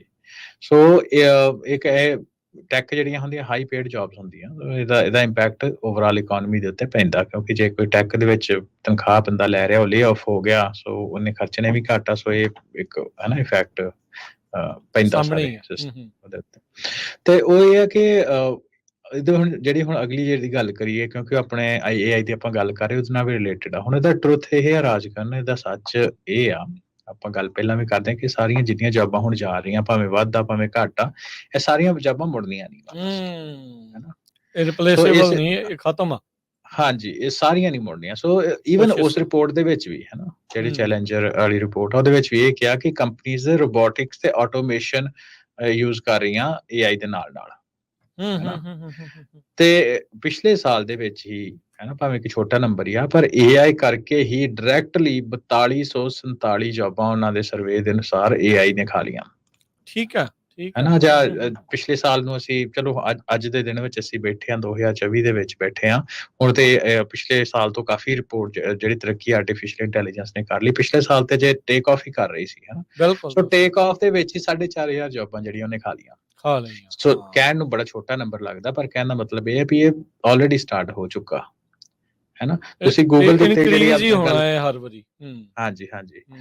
ਸੋ ਜਿਹੜੀ ਰਿਪੋਰਟ ਆ, ਹੈ ਨਾ, ਸ਼ੁੱਕਰਵਾਰ ਦੀ ਜਿਹੜੀ ਲੇਬਰ ਜਿਹੜੀ ਇਨ ਡੈਪਥ ਰਿਪੋਰਟ ਹੋਏਗੀ, ਉਹਦੇ ਬਾਰੇ ਆਪਾਂ ਅਗਲੇ ਆਉਣ ਵਾਲੇ ਟਾਕ ਸ਼ੋ ਦੇ ਵਿੱਚ ਗੱਲ ਕਰਾਂਗੇ। ਉਹਦੇ ਤੋਂ ਸਾਨੂੰ ਥੋੜੀ ਜ਼ਿਆਦਾ ਇਨਫੋਰਮੇਸ਼ਨ ਲੇਬਰ ਮਾਰਕੀਟ ਦੀ ਰਿਪੋਰਟ ਤੋਂ ਮਿਲੇਗੀ। ਪਰ ਜੇ ਤੁਸੀਂ ਜਿਹੜੀ ਮੈਂ ਹੁਣ ਗੱਲ ਕਰ ਰਿਹਾ, ਹੈ ਨਾ, ਇਹ ਤੁਸੀਂ ਆਨਲਾਈਨ ਜਾ ਕੇ ਸਰਚ ਕਰ ਸਕਦੇ ਹੋ, ਹੋਰ ਵੀ ਜਾਣਕਾਰੀ ਲੈ ਸਕਦੇ ਹੋ। ਪਰ ਮੋਟੇ ਤੌਰ ਦੇ ਉੱਤੇ ਇਹ ਆ ਕਿ ਫਰਵਰੀ ਦੇ ਵਿੱਚ ਸਭ ਤੋਂ ਵੱਧ ਜਿਹੜੀਆਂ ਜੌਬ ਕੱਟ 2009 ਤੋਂ ਬਾਅਦ ਦੇਖਿਆ ਜਾਏ ਹੋਈਆਂ, ਤੇ ਸਾਰੀਆਂ ਦੇ ਸਾਰੀਆਂ ਜੌਬਾਂ ਵਾਪਸ ਨਹੀਂ ਆਉਣੀਆਂ, ਕਿਉਂਕਿ ਇਹ ਆਟੋਮੇਸ਼ਨ ਨੇ ਕਾਫੀ ਜੌਬਾਂ ਨੂੰ ਆਲਰੇਡੀ ਇੰਪੈਕਟ ਕੀਤਾ ਹੈ। ਜੀ ਸੋ ਇੰਟਰਸਟਿੰਗ ਵੀ ਕਿਸ ਪਾਸੇ ਵੱਲ ਨੂੰ ਇਹ ਜਿਹੜਾ ਫਿਊਚਰ ਆ ਉਹ ਆਪਾਂ ਨੂੰ ਲੈ ਕੇ ਜਾ ਰਿਹਾ ਆ। ਸੋ ਆਉਣ ਵਾਲੇ ਟਾਈਮ ਦੇ ਵਿੱਚ ਵੀ ਮੈਂ ਇਹਦੇ ਵਿੱਚ ਜਾਂਦੇ ਜਾਂਦੇ ਇਹ ਖਬਰ ਤੋਂ ਅੱਗੇ ਜਾਂਦੇ ਜਾਂਦੇ ਮੈਂ ਐਡ ਕਰਾਂ ਕਿ ਆਉਣ ਵਾਲੇ ਟਾਈਮ ਦੇ ਵਿੱਚ ਵੀ ਇਹ ਜਿਹੜੀ ਸਾਨੂੰ ਖਬਰਾਂ ਮਿਲਦੀਆਂ ਰਹਿਣੀਆਂ, ਜੌਬ ਕੱਟ ਹੋ ਇਹ ਗਏ ਤਾਂ ਕੰਟੀਨਿਊਸ ਇਕਨੋਮੀ ਹੀ ਬੈਟਰ ਵੀ ਹੋਣੀ ਹੋ ਆ। ਜਾਏ, ਇਕਨੋਮੀ ਵਧੀਆ ਵੀ ਹੋ ਜਾਏ, ਹਨਾ। ਸੋ ਇੱਥੇ ਰੀਟ੍ਰੇਨ ਹਰਵਿੰਦਰ ਇੱਕ ਇਹ ਵੀ ਜੀ ਐਂਗਲ ਆ ਵੀ ਜਿਹੜੀਆਂ ਇਹ ਕੰਪਨੀਜ਼ ਆ, ਜਦੋਂ ਇਹਨਾਂ ਨੂੰ ਕੋਵਿਡ ਤੋਂ ਬਚਣ ਲਈ, EMPLOYEE ਰਿਟੈਂਸ਼ਨ ਲਈ ਤੇ ਹੋਰ ਸਾਰਾ ਕੁਝ ਕਾਫੀ ਮਨੀ ਮਿਲ ਰਹੀ ਸੀਗੀ, ਉਦੋਂ ਇਹਨਾਂ ਨੇ ਹਾਂਜੀ ਹਾਇਰਿੰਗ ਵੀ ਬਹੁਤ ਕੀਤੀ, ਜਿਹਨੂੰ ਹਾਂਜੀ ਬਾਅਦ ਦੇ ਵਿੱਚ ਓਵਰ ਹਾਇਰਿੰਗ ਜਾਂ ਇਹ ਚੀਜ਼ਾਂ ਜਿਹੜੀਆਂ ਅਕਸਰ ਆਪਾਂ ਸੁਣੀਆਂ। ਹੁਣ ਹਾਂਜੀ ਓਨੇ ਪ੍ਰੋਜੈਕਟਸ ਨਹੀਂ ਆ ਜਿਸ ਹਿਸਾਬ ਦੇ ਨਾਲ ਇਹਨਾਂ ਨੇ ਹਾਇਰਿੰਗ ਕੀਤੀ ਆ। ਸੋ ਆਬਵੀਅਸਲੀ ਕੋਈ ਵੀ ਕੰਪਨੀ ਕਿਸੇ ਨੂੰ ਵਿਹਲੇ ਬਿਠਾ ਕੇ ਡਾਲਰ ਤਾਂ ਨਹੀਂ ਦਊਗੀ, ਹਾਂਜੀ ਉਹਨਾਂ ਨੇ ਉਹ ਤੋੜਨੀਆਂ ਆ। ਇਹ ਆਪਾਂ ਕਿੰਨੀ ਵਾਰੀ ਇਹ ਗੱਲ ਕੀਤੀ ਵੀ ਕੰਪਨੀਜ਼ ਨੂੰ ਇਨਸਾਨੀ ਕਦਰ ਕੀਮਤਾਂ ਦੇ ਨਾਲ ਬੜਾ ਕੋਈ ਮਤਲਬ ਨਹੀਂ ਹੁੰਦਾ। ਉਹਨਾਂ ਨੂੰ ਇਵੈਂਚੁਅਲੀ ਜਿਹੜਾ ਉਹ ਦੇਖਦੇ ਆ ਵੀ ਸਾਡਾ ਐਕਸਪੈਂਸ ਕਿੰਨਾ ਆ, ਮਾਰਜਨ ਕਿੰਨਾ ਆ, ਪ੍ਰੋਫਿਟ ਕਿੰਨਾ ਆ, ਵੀ ਉਹਨੂੰ ਆਪਾਂ ਕਿੱਦਾਂ ਬਾਟਮ ਲਾਈਨ ਤੇ ਜਿਹੜਾ ਧਿਆਨ ਬਾਟਮ ਰੱਖਣਾ। ਲਾਈਨ ਆ ਉਸ ਨੂੰ ਉਹਨਾਂ ਨੇ ਵਧਾਉਣਾ ਆ। ਇਸੇ ਲਈ AI ਦੀਆਂ ਸਬਸਕ੍ਰਿਪਸ਼ਨਸ ਉਹ ਲੈ ਰਹੇ ਆ ਜਿਹੜੀਆਂ ਉਹ ਇਨਸਾਨਾਂ ਦੀ ਥਾਂ ਤੇ ਜੌਬ ਕਰ ਸਕਣ, ਨਾਲੇ ਨਾ ਕੋਈ HR ਦਾ ਡਰ, ਨਾ ਕੁਝ ਹੋਰ। ਉਹ ਬਹੁਤ ਸਾਰੀਆਂ ਚੀਜ਼ਾਂ ਜਿਹੜੇ ਉਹ ਦੇਖਦੇ, ਕਈ ਐਂਗਲਸ ਤੋਂ ਦੇਖਦੇ ਆ। ਸੋ ਇਸੇ ਲਈ ਜਿੱਦਾਂ ਹਰਵਿੰਦਰ ਵੀ ਕਹਿ ਰਿਹਾ ਵੀ ਇਹਨਾਂ ਚੋਂ ਉਹ ਜੌਬਸ ਅਜਿਹੀਆਂ ਕੁਝ ਹੋਣਗੀਆਂ ਜਿਹੜੀਆਂ ਮੁੜ ਕੇ ਨਹੀਂ ਆਉਣੀਆਂ। ਨਹੀਂ ਤਾਂ ਅੱਗੇ ਤਾਂ ਇਹ ਹੁੰਦਾ ਨਾ ਵੀ ਸਰਕਲ ਚੱਲਦਾ ਰਹਿੰਦਾ, ਕਦੀ ਕੱਢ ਲਏ, ਕਦੀ ਰੱਖ ਲਏ, ਕਦੀ ਕੱਢ ਲਏ, ਹਾਂਜੀ ਕਦੀ ਰੱਖ ਲਏ। ਇਹਦਾ ਵਿੱਚ ਸਰਕਲ ਤਾਂ ਹੋਊਗਾ, ਪਰ ਜਿਹੜੀਆਂ ਕੁਝ ਕੱਢੇ ਆ ਉਹ ਪੱਕੇ ਹੀ ਕੱਢੇ ਰਹਿ ਜਾਣੇ ਆ। ਸੋ ਹਾਂਜੀ, ਅਨਲੈਸ ਉਹ ਰੀਟ੍ਰੇਨ ਨਹੀਂ ਹੁੰਦੇ ਹਨ, ਆਪਣਾ ਹਾਂ, ਸਕਿੱਲ ਸੈਟ ਚੇਂਜ ਨਹੀਂ ਕਰਦੇ। ਸਕਿੱਲ ਸੈੱਟ ਨਹੀਂ ਚੇਂਜ ਕਰਦੇ। ਸੋ ਇਹ ਹੁਣ ਵੱਡਾ ਕੁਐਸਚਨ ਜਿਹੜਾ ਸਾਰਿਆਂ ਦੇ ਲਈ ਰਹਿਣਾ ਵੀ ਲੇ ਆਫ ਪ੍ਰੂਫ ਜੌਬਸ ਕਿਹੜੀਆਂ ਹੋਣਗੀਆਂ ਵੀ ਭਾਈ। ਉਹ ਆਪਾਂ ਹੁਣ ਕਿੱਦਾਂ ਦੀਆਂ ਜਿਹੜੀਆਂ ਜੌਬਸ ਆਈਆਂ, ਕਿੱਦਾਂ ਦੇ ਕੰਮਾਂ ਦੇ ਵਿੱਚ ਜਾਈਏ ਵੀ ਜਿਹੜਾ ਆਪਣਾ ਲੇ ਆਫ ਪ੍ਰੂਫ ਰਹੀਏ ਜਾਂ ਫਿਊਚਰ ਦੇ ਲਈ ਜਿਹੜਾ ਉਹ ਰੈਡੀ ਰਹੀਏ। ਰਾਜਕਨ ਪਿਛਲੇ ਸਾਲ ਜਿਸ ਤਰ੍ਹਾਂ ਅਸੀਂ ਵਰਲਡ ਇਕਨੋਮਿਕ ਫੋਰਮ ਦੀ ਗੱਲ ਕੀਤੀ ਸੀ, ਉਹਦੀ ਰਿਪੋਰਟ ਦੀ ਗੱਲ ਕੀਤੀ ਸੀ, ਆਪਾਂ ਦੀ ਹਾਂ ਕੋਸ਼ਿਸ਼ ਇਹ ਰਹੂਗੀ ਕਿ ਆਹ ਵਾਲੇ ਸਾਲ ਵਿੱਚ ਵੀ ਵਰਲਡ ਇਕਨੋਮਿਕ ਫੋਰਮਸ ਦੀ ਦੇਖਾਂਗੇ। ਜੇ ਇਦਾਂ ਦੀ ਕੋਈ ਸਿਮਿਲਰ ਰਿਪੋਰਟ ਆਉਂਦੀ ਹੈ ਬਾਹਰ, ਤੇ ਉਹਨੂੰ ਆਪਾਂ ਆਪਣੇ ਟਾਕ ਸ਼ੋ ਦੇ ਵਿੱਚ ਡਿਸਕਸ ਕਰਾਂਗੇ। ਕਿਉਂਕਿ ਡੈਵੋਸ ਦੇ ਵਿੱਚ ਪਿੱਛੇ ਜੇ ਵਰਲਡ ਇਕਨੋਮਿਕ ਫੋਰਮ ਜਿਹੜਾ ਹੋ ਹਟਿਆ, ਕਾਫੀ ਉਹਦੀ ਬਜ਼ ਰਹੀ ਆ। ਆਫ ਕੋਰਸ ਆਰਟੀਫਿਸ਼ੀਅਲ ਇੰਟੈਲੀਜੈਂਸ ਹੈ ਨਾ, ਟੈਕਨੋਲੋਜੀ ਆਫ ਦਾ ਫਿਊਚਰ ਆ, ਉਹਦੀ ਉਹਦੇ ਉੱਤੇ ਗੱਲਬਾਤ ਬਹੁਤ ਰਹੀ ਆ, ਹੈ ਨਾ। ਸੋ ਆਮ ਸ਼ੋਰ ਕਿ ਉਹਦੇ ਜੋ ਉੱਥੇ ਗੱਲਾਂ ਬਾਤਾਂ ਹੋਈਆਂ, ਉਹਦੇ ਤੋਂ ਕੁਝ ਸਮਰੀ ਦੇ ਬੇਸ ਤੇ ਕੁਝ ਰਿਪੋਰਟਾਂ ਬਾਹਰ ਆਉਣਗੀਆਂ, ਤੇ ਆਪਾਂ ਸ਼ੇਅਰ ਉਹਨੂੰ ਆਪਾਂ ਕਰਾਂਗੇ ਸਰਚ ਫਿਰ, ਕਰਾਂਗੇ ਤੇ ਇਸ ਰੇਡੀਓ ਦੇ ਟਾਕ ਸ਼ੋ ਦੇ ਉੱਤੇ ਲੈ ਕੇ ਆਪਾਂ ਆਵਾਂਗੇ। ਉਹਨੂੰ ਲੈ ਕੇ ਆਵਾਂਗੇ ਜੀ ਜੀ।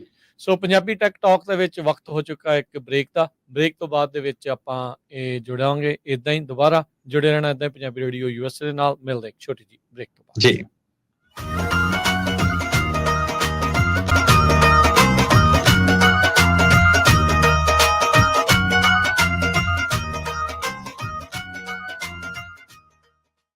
ਬ੍ਰੇਕ ਤੋਂ ਬਾਅਦ ਇੱਕ ਵਾਰੀ ਫਿਰ ਆਪ ਸਭ ਦਾ ਸਵਾਗਤ ਹੈ। ਸੋ ਤੋਂ ਪ੍ਰੋਗਰਾਮ ਚੱਲ ਰਿਹਾ ਜੀ ਇਸ ਟਾਈਮ ਪੰਜਾਬੀ ਟੈਕ ਟਾਕ, ਹਫਤਾਵਾਰੀ ਇਹ ਪ੍ਰੋਗਰਾਮ ਜਿਸ ਦੇ ਵਿੱਚ ਟੈਕਨੋਲੋਜੀ ਖੇਤਰ ਦੇ ਨਾਲ ਸੰਬੰਧਿਤ ਖਬਰਾਂ, ਗੱਲਾਂ ਬਾਤਾਂ ਜਿਹੜੀਆਂ ਉਹ ਲੈ ਕੇ ਹਾਜ਼ਰ ਹੁੰਦੇ ਆ।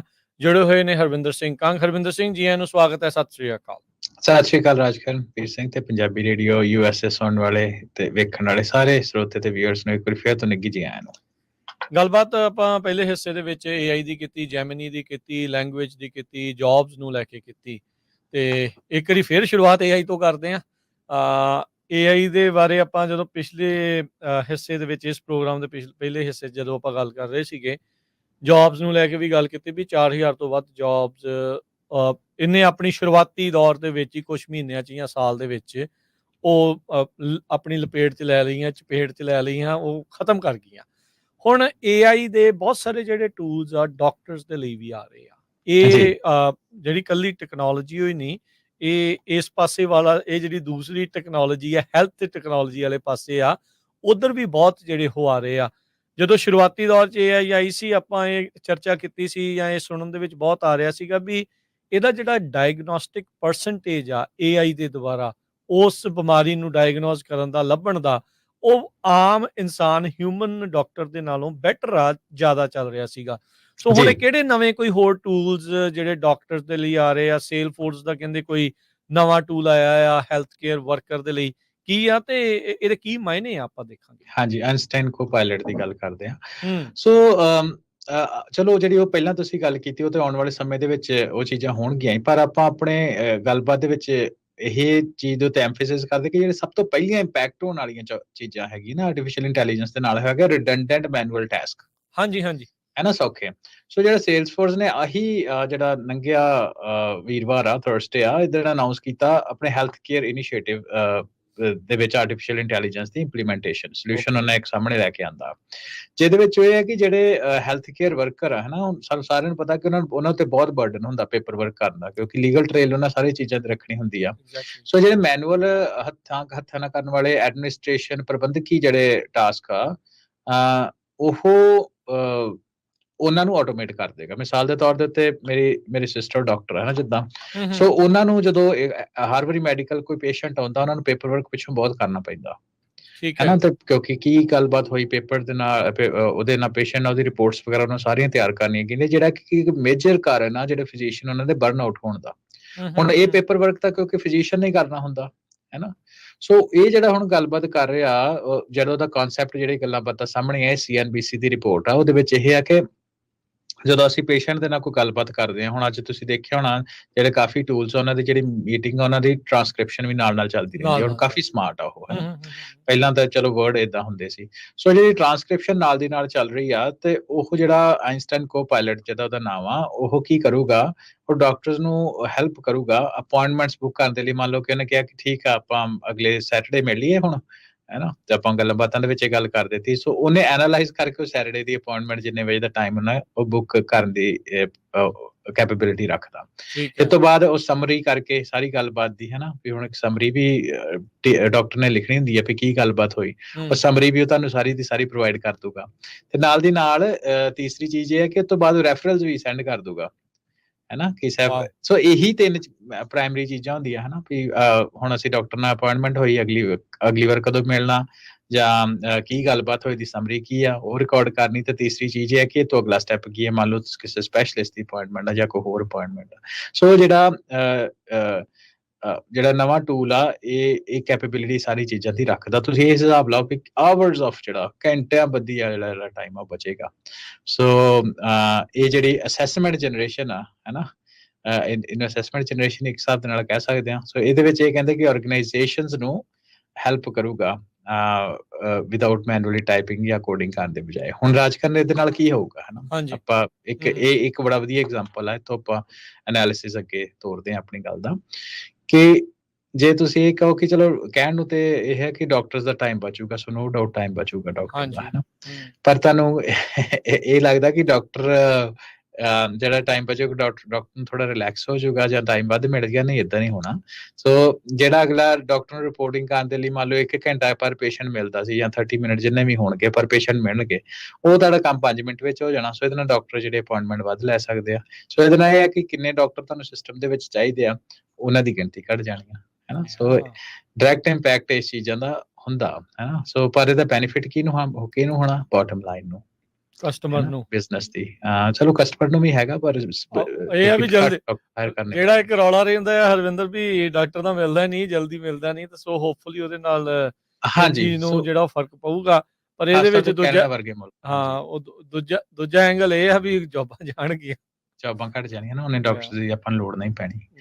ਸੋ ਇਹ ਸਾਰੀ ਚੀਜ਼ਾਂ, ਸੋ ਤੁਸੀਂ ਗੱਲ ਕੀਤੀ ਸੀ ਵੀ ਨਵਾਂ ਜਿਹੜਾ AI ਟੂਲ ਆ, ਸਾਰੀ ਇੰਡਸਟਰੀ, ਇਕੱਲਾ ਇੰਜੀਨੀਅਰਿੰਗ ਜਾਂ IT ਫੀਲਡ ਤੇ ਰਿਲੇਟਡ ਹੀ ਨਹੀਂ, ਹੁਣ ਡਾਕਟਰਾਂ ਦੀ ਵੀ ਆਪਾਂ ਐਗਜ਼ਾਮਪਲ ਲੈ ਲਈ ਆ, ਹੈ ਨਾ। ਸੋ ਜਦੋਂ ਇਹ ਗੱਲਬਾਤ ਸਾਰੀ ਬਾਹਰ ਆਉਂਦੀ ਆ, ਤੇ ਜਿਹੜਾ ਸੇਲਸ ਫੋਰਸ ਆ ਉਹਦਾ 4.5% ਜਿਹੜਾ ਸਟਾਕ ਆ, 4 ਤੋਂ ਉੱਪਰ ਮੈਂ ਦੇਖ ਰਿਹਾ ਵੱਧ ਸੀ ਗਿਆ। ਅਨਾਉਂਸਮੈਂਟ ਤੋਂ ਬਾਅਦ ਉਹਦਾ ਸਟਾਕ ਵੱਧ ਗਿਆ। ਸੋ ਆਫ ਕੋਰਸ ਜਿੱਦਾਂ ਪਹਿਲਾਂ ਗੱਲ ਕੀਤੀ ਕਿ ਬਾਟਮ ਲਾਈਨ ਦੇ ਉੱਤੇ ਉਹਨੇ ਫਰਕ ਪਾਉਣਾ। ਸੋ ਹਰ ਇੱਕ ਫੀਲਡ ਵਿੱਚ ਹੌਲੀ-ਹੌਲੀ ਚੀਜ਼ਾਂ ਆਉਣਗੀਆਂ। CRM ਜਿਹੜਾ ਕਸਟਮਰ ਕੰਪਨੀ ਕਹਿੰਦੇ ਆ ਆਪਣੇ ਆਪ ਨੂੰ, ਇਹ ਇੱਕ ਨਹੀਂ ਕਈ Salesforce, ਨੇ ਹਨਾ ਵੀ ਹਾਂਜੀ। ਵੀ ਉਹ ਕਿੱਦਾਂ ਮੈਨੇਜ ਕਰਨਾ ਹੈ, ਉਹ ਸਾਰਾ ਮੈਨੇਜਮੈਂਟ ਸਿਸਟਮ ਤਿਆਰ ਕਰਦੇ ਆ। ਇਹ ਤਾਂ ਇੱਕ ਇਹਨਾਂ ਨੇ ਡਾਕਟਰਸ ਲਈ ਲਿਆਂਦਾ, ਤੇ ਆਬਵੀਅਸਲੀ ਇਹਨਾਂ ਨੇ ਡਾਟਾ ਐਂਟਰੀ ਲਈ ਤੇ ਹੋਰ ਬਹੁਤ ਸਾਰੀਆਂ ਚੀਜ਼ਾਂ ਦੇ ਲਈ ਇਦਾਂ ਦੇ ਕਈ AI ਦੇ ਜਿਹੜੇ ਟੂਲਸ ਆ ਉਹਨਾਂ ਨੇ ਐਡ ਕਰੀ ਜਾਣੇ ਆ, ਜਿਹਦੇ ਨਾਲ ਜੀ। ਤੁਹਾਨੂੰ ਹੋਰ ਜਿਹੜੀਆਂ ਸਹੂਲਤਾਂ ਹੁੰਦੀਆਂ ਜਾਣੀਆਂ। ਜੇ ਤੁਸੀਂ ਅੱਜ ਝਾਤ ਮਾਰ ਕੇ ਦੇਖੋ AI ਨਿਊਜ਼ ਜਾਂ AI ਟੂਲਸ ਦੇ ਉੱਤੇ ਸਰਚ ਕਰੋ, ਯੂ ਵੋਂਟ ਬਲੀਵ ਵੀ ਕਿੰਨੇ ਕੁ ਜ਼ਿਆਦਾ ਇਸ ਟਾਈਮ ਨਵੇਂ ਤੋਂ ਨਵੇਂ ਟੂਲਸ ਕਰਨ ਦੇ ਲਈ ਆ ਰਹੇ ਆ। ਇਹੀ ਨਹੀਂ, ਸੇਮ ਟਾਸਕ ਕਰਨ ਦੇ ਲਈ AI ਦੇ ਹੀ ਕਿੰਨੇ ਟੂਲਸ ਆ ਰਹੇ ਆ। ਸੋ ਬਿਲਕੁਲ, ਹਾਂਜੀ। ਸੋ ਉਹਨਾਂ ਦੇ ਵਿੱਚ ਵੀ ਹੁਣ ਕੰਪੀਟੀਸ਼ਨ ਆ ਰਿਹਾ ਹੈ ਬਹੁਤ ਜ਼ਿਆਦਾ। ਸੋ ਹਾਂਜੀ। ਇਹ ਨਾ ਹੁਣ ਆਪਾਂ ਨੂੰ ਧਿਆਨ ਰੱਖਣ ਦੀ ਜ਼ਰੂਰਤ ਹੈ। ਇਹ ਐਕਸਪੋਨੈਂਸ਼ੀਅਲ ਗਰੋਥ ਦੇ ਆਪਾਂ ਉਸ ਕਰਵ ਤੇ ਮੈਨੂੰ ਇਦਾਂ ਲੱਗਦਾ ਆ ਵੀ ਆਲਰੇਡੀ ਆਪਾਂ ਪਹੁੰਚ ਚੁੱਕੇ ਹਾਂ, ਵੀ ਜਿੱਥੇ ਇਹਨੇ ਪੂਰਾ ਜਿਹੜਾ ਉਹ ਪੌੜੀਆਂ ਕੀ ਅਸਮਾਨ ਨੂੰ ਛੂਹਣ ਵਾਲੀ ਗੱਲ ਜਿਹੜੀ ਉਹ ਬਣਨੀ ਆ। So it's the right time, ਬਿਲਕੁਲ ਸਹੀ ਹਾਂਜੀ। ਟਾਈਮ ਆ ਆਪਾਂ ਆਪਣੇ ਆਪ ਵਿੱਚ ਨੂੰ ਜਾਂ ਜੰਪ ਇਨ ਆਪਣੇ ਕਰਨ ਦਾ। ਇਹਦੇ ਵਿੱਚ ਛਾਲ ਮਾਰਨ ਦਾ। ਵਗਦੀ ਪਾਣੀ 'ਚ ਵਗਦੀ ਗੰਗਾ 'ਚ ਨਹਾ ਲੈਣਾ ਚਾਹੀਦਾ, ਹੱਥ ਧੋ ਲੈਣੇ ਚਾਹੀਦੇ ਆ, ਜਿੱਦਾਂ ਆਖਿਆ ਜਾਂਦਾ ਆ। ਸੋ ਰਾਈਟ ਟਾਈਮ ਆ, ਦੇਖੋ ਇਹਦੇ ਬਾਰੇ ਸਟੱਡੀ ਕਰੋ, ਜਦੋਂ ਮੌਕਾ ਮਿਲਦਾ ਆ ਇਹਨੂੰ ਪੜ੍ਹੋ ਤੇ ਇਹਦੇ ਵਿੱਚ ਆਪਣੇ ਆਪ ਨੂੰ ਨਿਪੁੰਨ ਕਰਨ ਦੀ ਜਿਹੜੀ ਕੋਸ਼ਿਸ਼ ਕਰੀਏ। ਸੋ ਹਾਂਜੀ। ਇਹ ਫਿਊਚਰ ਆ। ਹਾਂ, ਆਈਡੀਅਲਿਸਟਿਕ ਵਰਲਡ ਦੇ ਵਿੱਚ ਆਪਾਂ ਕਵਾਂਗੇ ਵੀ ਇਦਾਂ ਨਹੀਂ ਹੋਣਾ ਚਾਹੀਦਾ, ਕਿਸੇ ਦੀ ਜੌਬ ਨਾ ਜਾਵੇ, ਪਰ ਬਾਰ-ਬਾਰ ਆਪਾਂ ਕਹਿ ਰਹੇ ਹਾਂ ਦੇ ਡੋਂਟ ਕੇਅਰ। ਉਹ ਆਈਡੀਅਲਿਸਟਿਕ ਵਰਲਡ ਨਹੀਂ, ਉਹ ਕੈਪੀਟਲਿਸਟ ਵਰਲਡ ਦੇ ਵਿੱਚ ਆਪਾਂ ਜਿਉ ਰਹੇ ਬੈਠੇ ਹੈਗੇ ਆ, ਆ। ਰਿਐਲਿਟੀ ਇਹੀ ਹੈ। ਹਾਂਜੀ। ਰਿਐਲਿਟੀ ਇਹ ਆ, ਉਹ ਮੰਨਣਾ ਪੈਣਾ। ਅਗਲੀ ਗੱਲ ਕਰੀਏ AI ਦੇ ਨਾਲ ਹੀ ਆ ਜੁੜੀ ਹੋਈ, ਫਿਰ ਇੱਕ ਹਰਵਿੰਦਰ, ਮੈਟਾ ਫੇਸਬੁੱਕ ਵਾਲੇ, ਇਹਨਾਂ ਨੇ ਪਹਿਲਾਂ ਆਪਣਾ ਮੈਟਾਵਰਸ ਵੀ ਬਣਾਉਣ ਦੀ ਕੋਸ਼ਿਸ਼ ਕੀਤੀ। ਇਹਨਾਂ ਦੇ ਕੁਐਸਟ ਵਾਲੇ ਅੱਖਾਂ ਤੇ ਲਾਉਣ ਵਾਲੇ ਜਿਹੜੀਆਂ ਉਹ ਸੀਗੀਆਂ AR VR ਜਿਹੜੀਆਂ ਗਲਾਸਿਸ ਕਹਿ ਲਓ ਜਾਂ ਪੂਰਾ ਹੈਡਸੈਟ ਆ, ਐਪਲ ਵਾਲਿਆਂ ਨੇ ਵੀ ਲੈ ਆਂਦੇ।